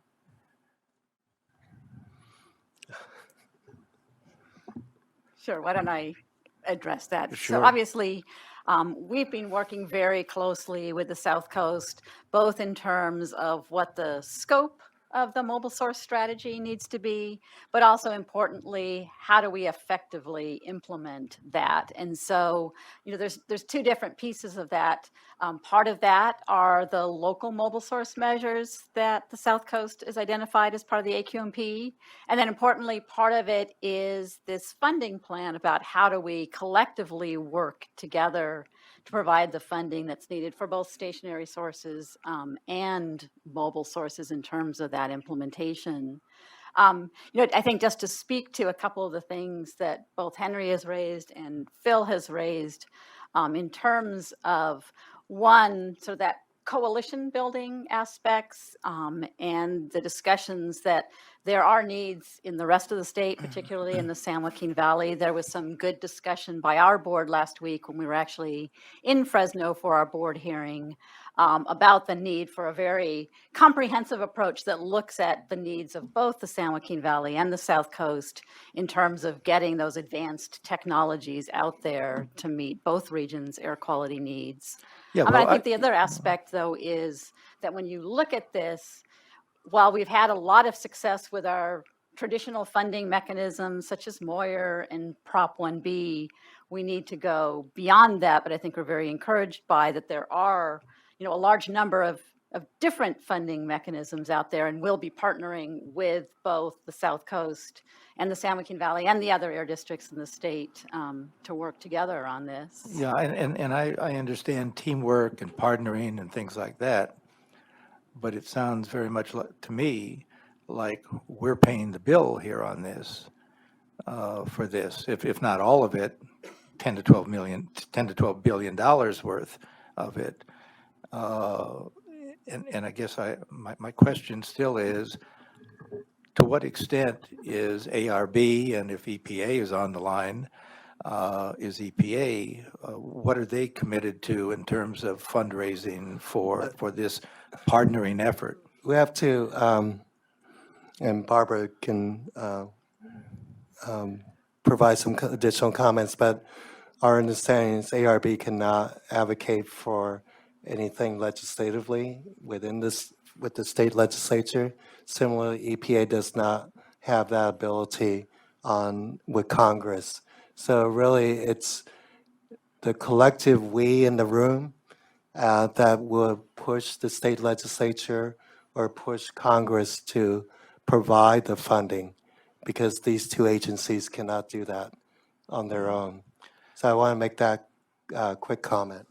Okay, the other part of my question, Henry, or I guess Phil, when you talked about the dry cleaner rule, back in 2002, when 1421 was amended, I was the guy who made the initial request for the two $1 billion tranches for the dry cleaning rule to fund that for hydrocarbon, wet cleaning, and CO2.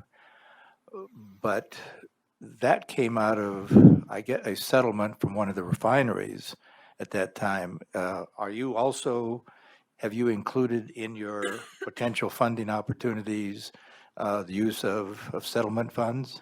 Yeah, Henry did list that. We have mitigation fees, we have mitigation funds, we have settlements that result in supplemental environmental projects. We've directed in the past settlement funds to emission reduction projects in neighboring communities of where the violation has occurred. Yeah, so that's all on the table. So that would go in the pot or to the community or whatever it is. Different for sources clean of tech? funding may have different restrictions, geographical or otherwise, but it can all go towards the same goal. And I just want to get back to one thing you said, is that we're footing the bill locally. To the extent funds are raised at the state level or raised at the national level, that is not footing the bill locally. That's actually probably net inflow of funding to the basin, and even a local container fee, as those costs get passed on, may be borne not necessarily locally, but could be borne by the eventual purchasers of that cargo. So it's not necessarily borne locally. You're right. The district is kind of taking the lead on putting these numbers out there and looking at the opportunities at this point. But obviously, it's going to take agencies at all levels to help put this together. I think too, just as a final comment, Philip, you know, the TEU fee surcharge, you know, is interesting, and certainly it, you know, it portends a tremendous amount of money. Can't hear you either your mic's out or speak louder. I think the TEU surcharge or fee that you're contemplating, you know, could signal a tremendous amount of money coming into the district. But it also, you have to remember, it adds to the price of shipping to both the Long Beach and LA ports. And now with the widened Panama Canal, shippers have their option of whether they want to come here or the Gulf or directly to the East Coast, and they're doing that. So I think that needs to be taken into consideration too. That's an argument for a national fee with local return. Brandon was next. Yes, thank you. I just wanted to reorient you to BizFed. So BizFed has over 160 business associations that are members, chambers of commerce. So we are eager. We're here at the table.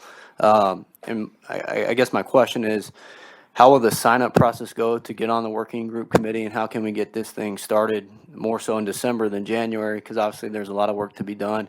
But again, just wanted to commend the district on putting all the options, all the funding options on the table to start with. And we're here to collaborate with you and help build some public-private partnerships.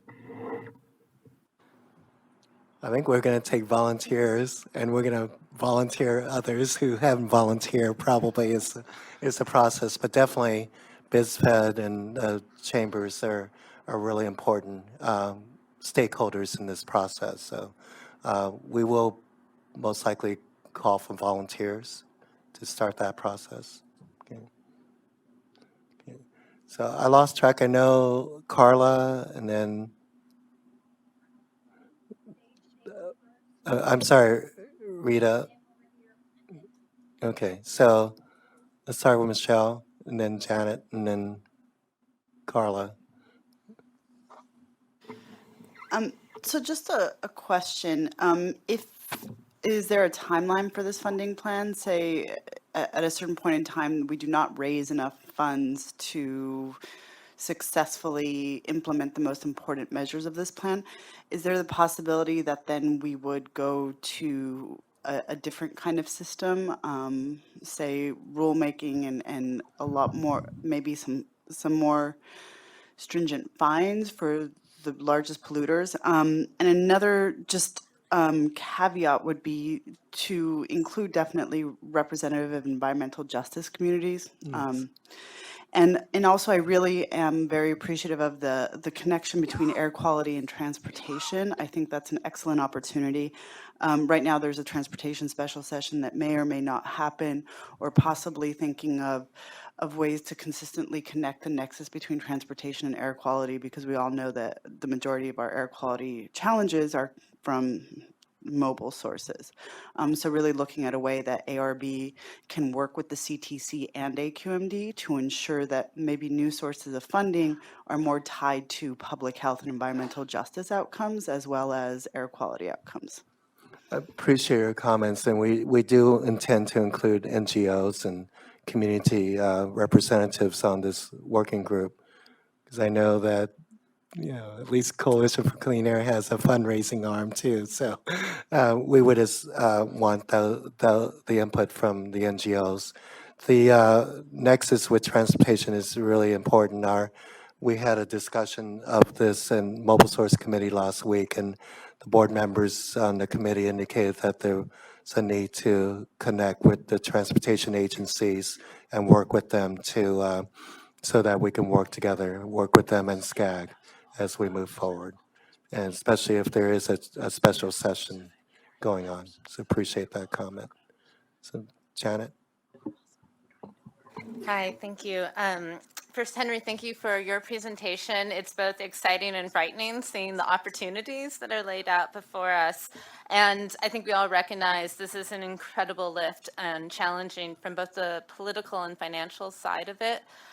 Karen, I'm glad you're here too.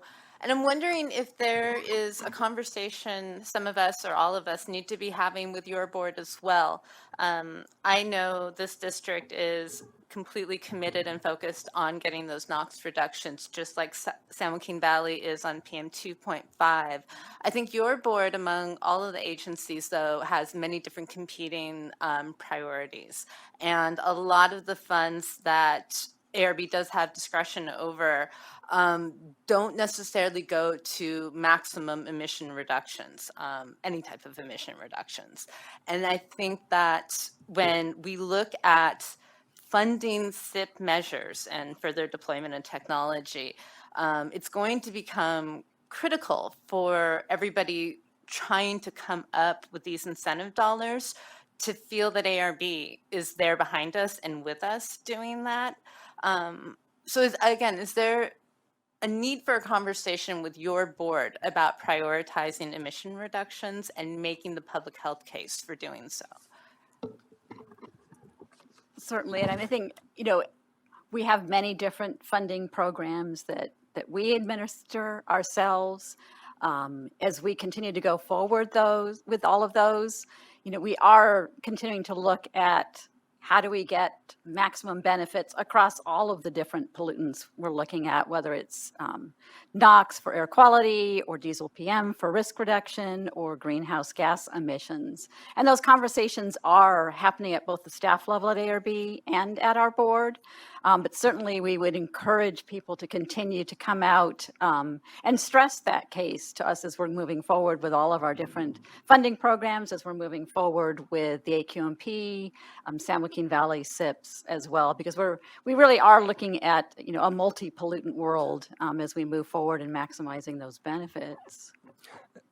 Is there a way to almost stagger then the priorities over at ARB, recognizing that here with the AQMP, we have the funding need immediately, starting, you know, next year, like coming up, and we do not have the sources of funding identified, while ARB has more flexible time horizons. And so is there just, I think maybe we can all consider, is there a way to press to get these dollars where they're needed now immediately, and ARB maybe to prioritize things based on timing and need?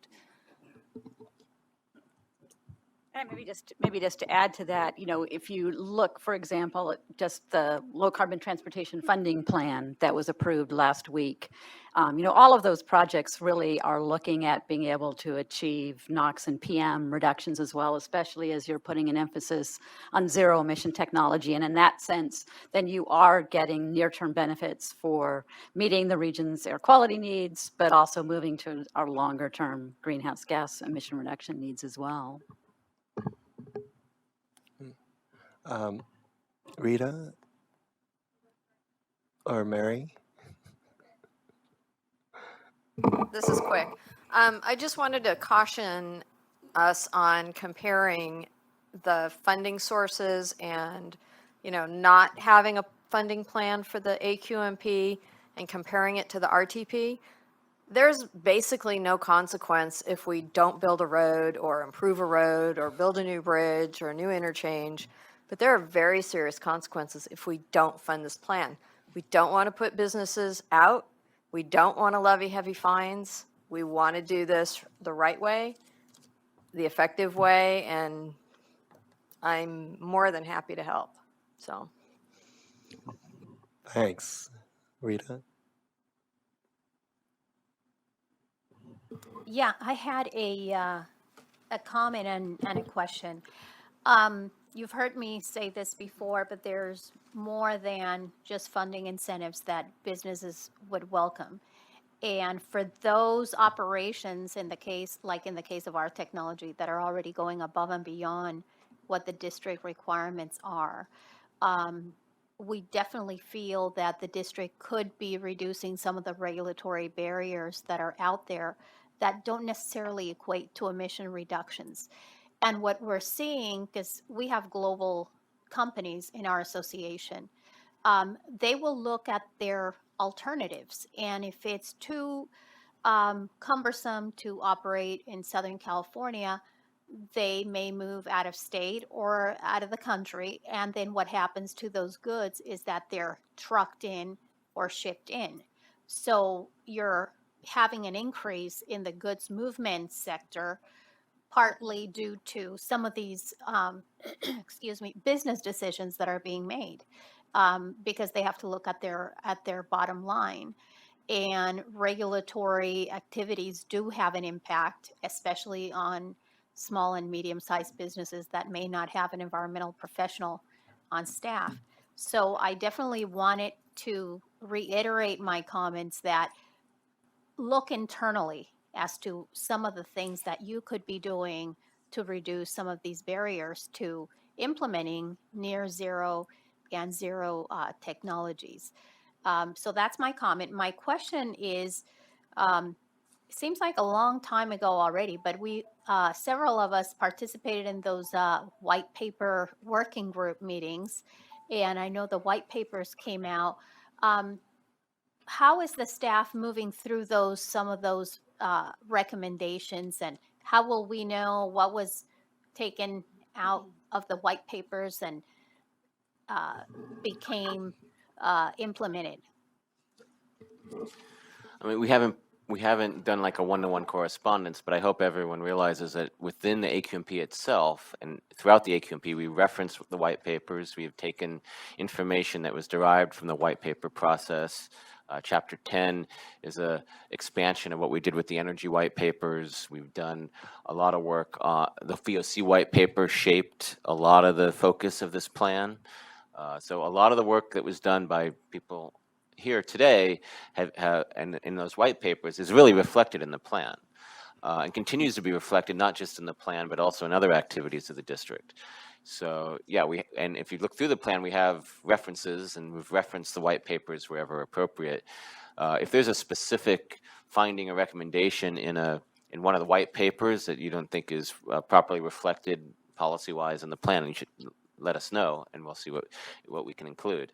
But the intent was, and my personal experience was that it did flow into the AQMP very well and informed a lot of the strategy and a lot of the discussion that's in the plan right now.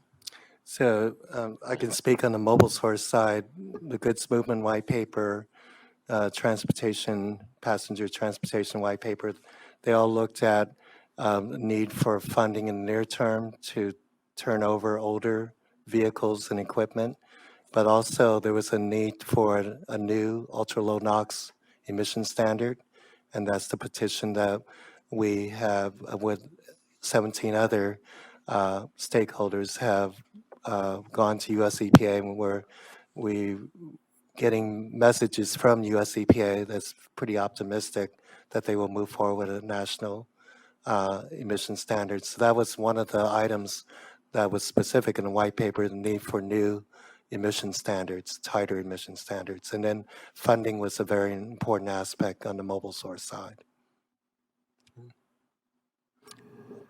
Chris?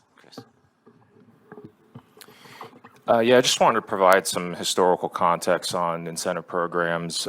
So the last time we went through one of these drills was when the Moyer and AB 118 programs were due to sunset in 2015. And for those who may not be familiar, it was a joint Henry Perea, Fran Pavley effort with a strong backing from both business and environmental groups, huge coalition effort. And the programs were ultimately reauthorized. The legislation was successful. And so wanted to just provide that context that it really is going to take a strong coalition effort to make this happen. Identifying new revenues is typically going to be a 2/3 vote threshold. So, while I think staff provided a lot of details in the presentation, I think it's premature to argue over the details right now. This is more about identifying the need to get something done, coming together to figure out what the coalition is, and then moving forward with a proposal. And so, just really quickly to Janet's point, I know this isn't actually the first time we've been talking about incentives. There's been a multi-year discussion about specifically the cap and trade auction revenue. And, a lot of what I think needs to be recognized from some of the mistakes that we've made lately is having the perfect be the enemy of the good, adding more and more layers to distributing money. I think we need to talk about, now that we've identified the need for NOx reductions, how do we get the money identified and out the door as quickly as possible? So looking forward to the discussion. Thanks, Chris. I know that Tom Williams had his hand up first, so if we can go to the audience. Slide number 4. Sorry. Slide number 4, your cargo container fees, 11 million times $35 per TEU comes out to about 385 million.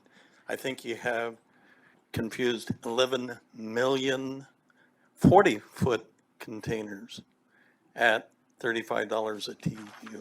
Yes. But there's some problems there. Thanks for clarifying that. It points out a basic problem with all non-port people versus port people, loaded versus empties.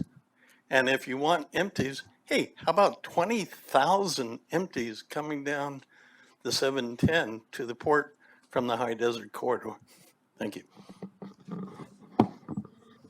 Thanks, Angela.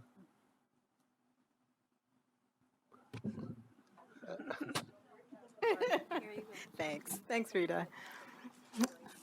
I wanted to, oh my gracious, that was so loud. I wanted to, funny that, huh? I wanted to follow up on a question that Michelle asked. When you first started talking about this funding stakeholder committee group, I thought I heard you say that you were going to be looking for stakeholders who are better at raising money than at commenting on AQMPs. And then I think what happened was Michelle asked a question about making sure that you include environmental justice voices in the committee. And then I thought I heard you answer, oh yes, we'd like to have NGOs. For example, I know that the Coalition for Clean Air has a fundraising arm. So what I want to just have some clarity on is, what do you envision the role of organizations like CCAEJ or Sierra Club or other environmental nonprofits in the stakeholder committee? Our desire is to have representatives from various stakeholders who actually are versed in fundraising and looking at funding and looking at the challenges of securing funding. So that's our primary objective, but we are open to having stakeholder involvement from all aspects. So even if you don't have experience in funding opportunities, we still want to hear from stakeholders on these type of programs and how we can move forward with them. So it's a broad base. Okay, so I don't want to beat a dead horse, but I just want to make sure I understand. When you say you'd be interested to hear comments from people like that, is that as a member of the committee or is that as a member of the audience? So, it can be both. So what we've been getting at, we've talked about this before in putting together this stakeholder group, is that the typical stakeholders that are around this table are obviously all welcome to be on the group. We need input from the EJ communities, the environmental groups, but the thinking is that we may go a little bit beyond the traditional stakeholder group at AQMD to include some other groups perhaps that have this type of fundraising activity. But it's not just about ideas for fundraising, it's also about building coalitions and support. So I think obviously we're going to need the support of the environmental justice groups and other environmental groups going forward in advocating for the actions that are necessary.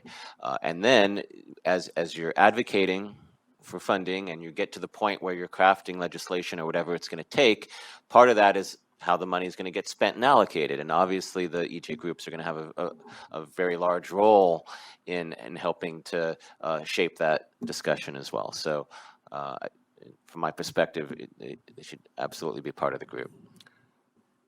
And that's from our own experience also with the Enhanced Fleet Modernization Program, that we do have NGOs involvement as partners in making sure and outreaching to lower income residents living in disadvantaged communities to apply for these funding. So in regards to outreach, if we realize all this money as Chris was mentioning, we got to spend it really quick in order to get the reduction.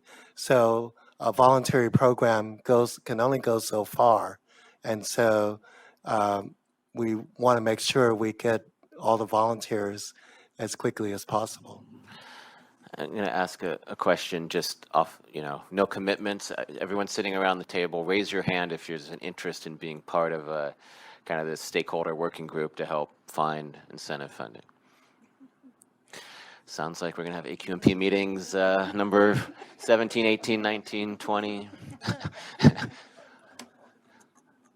Okay, we'll be more specific and be reaching out as we go forward.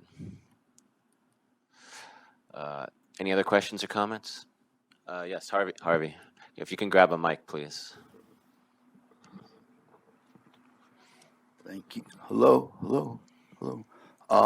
For the record, in 35 years ago in the 1991 plan, after the change in the federal law, the district asked for more than $100 billion for incentives. So I just want to say that I'm glad to see that we're going for a more modest figure now. It was mentioned in the previous meeting with the assistants to the board members that something was put down there for 0.01% from property taxes. Now, this would be impossible, Prop 13 and all this stuff. Well, there's a lot of solar going in using property taxes. It's called PACE, Property Assessed Clean Energy. There's hundreds of millions of dollars of systems going in the district and that have gone in. And you finance it at $25,000 worth of improvements over 20 years, and it goes with the property. You pay a couple times a year with your taxes. It's been going on for a while, and it's spreading. And with community choice energy, this is being facilitated as well. The tax credits for solar and the write-off have been extended, and this is potentially tens and hundreds of billions of dollars. This stuff is happening right now, and anyway, we need that alternative in the CEQA document. That was just one page out of 944 pages, and was terrible. And it needs to be done. A solar conversion plan in the revised document from October 7th. Aaron's numbers are still in there saying over 12 years there's been more than a 30% increase in methane. And these numbers bring up the carbon dioxide and just methane right now at 700 to 800 parts per million CO2 equivalent.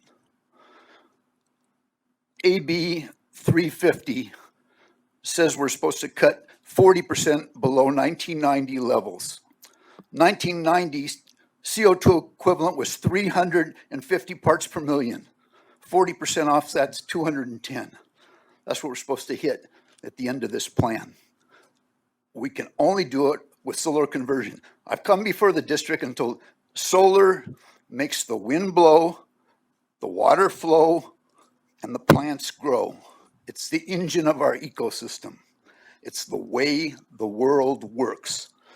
20% of our energy in the state comes from hydro. It's evapotranspiration. Evaporating water falls up in the mountains, wherever it comes down, you have hydropower. Wind, the 79 plan and 82 plan had wind out of Riverside. This was cut off out of the plan and not put into the SIP. It's backsliding. You can't go on like this.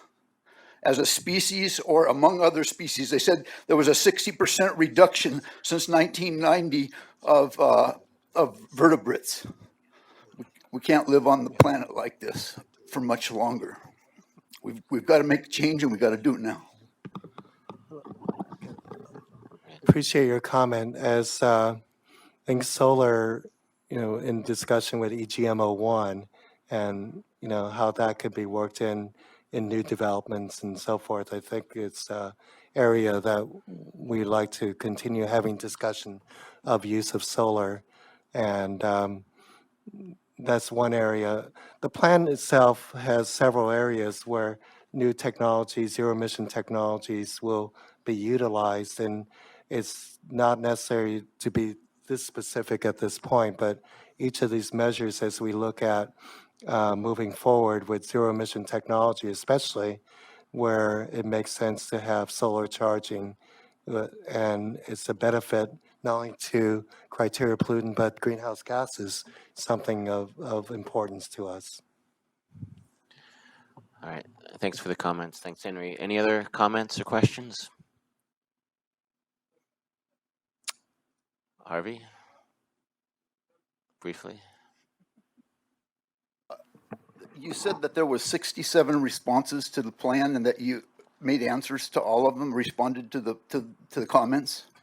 We've incorporated changes of the plan in response to the comments, but we're still working on our comment response document for the plan I only itself. saw 10, and we put in number 10 in reference to this information with Aaron and the current 800 parts per million CO2 equivalent numbers. But I wanted to see a specific answer to that. Right. Among other things that we've put in, we also put in on, that was put in on the 12th, it was extended from the 4th of August, and there was stuff put in on the 19th. At 2 meetings ago, we put in the 8 documents from Sunshot from May of this year.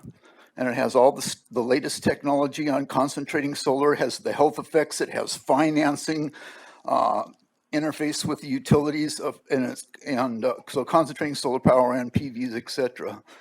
And there are seasonal storage systems at work and district heating and cooling. And this stuff can all be implemented now. Thank you. Any other comments or questions? Okay. One other business, one thing I might want to discuss is the next advisory group. Over the next month in November, obviously we have regional hearings. There's opportunities for input there.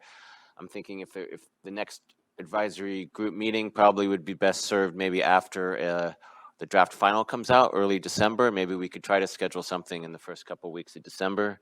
I don't know if Mike has looked at those possibilities yet, but unless somebody has a strong feeling that something earlier next month, day before Thanksgiving, anybody? So we'll probably be looking at the first 2 weeks of December for the next meeting. There will be another version of the draft out. Hopefully all the documents will be out by then, and we can have a discussion based on what all those new documents, and then we'll take it from there. If any, as always, if any particular group, individual, company wants to meet with us regarding any particular measure or issue, we're always open to doing that. Any other public comment? Okay, thank you. With that, we'll call the meeting to a close. Thank you, everyone. Drive safely.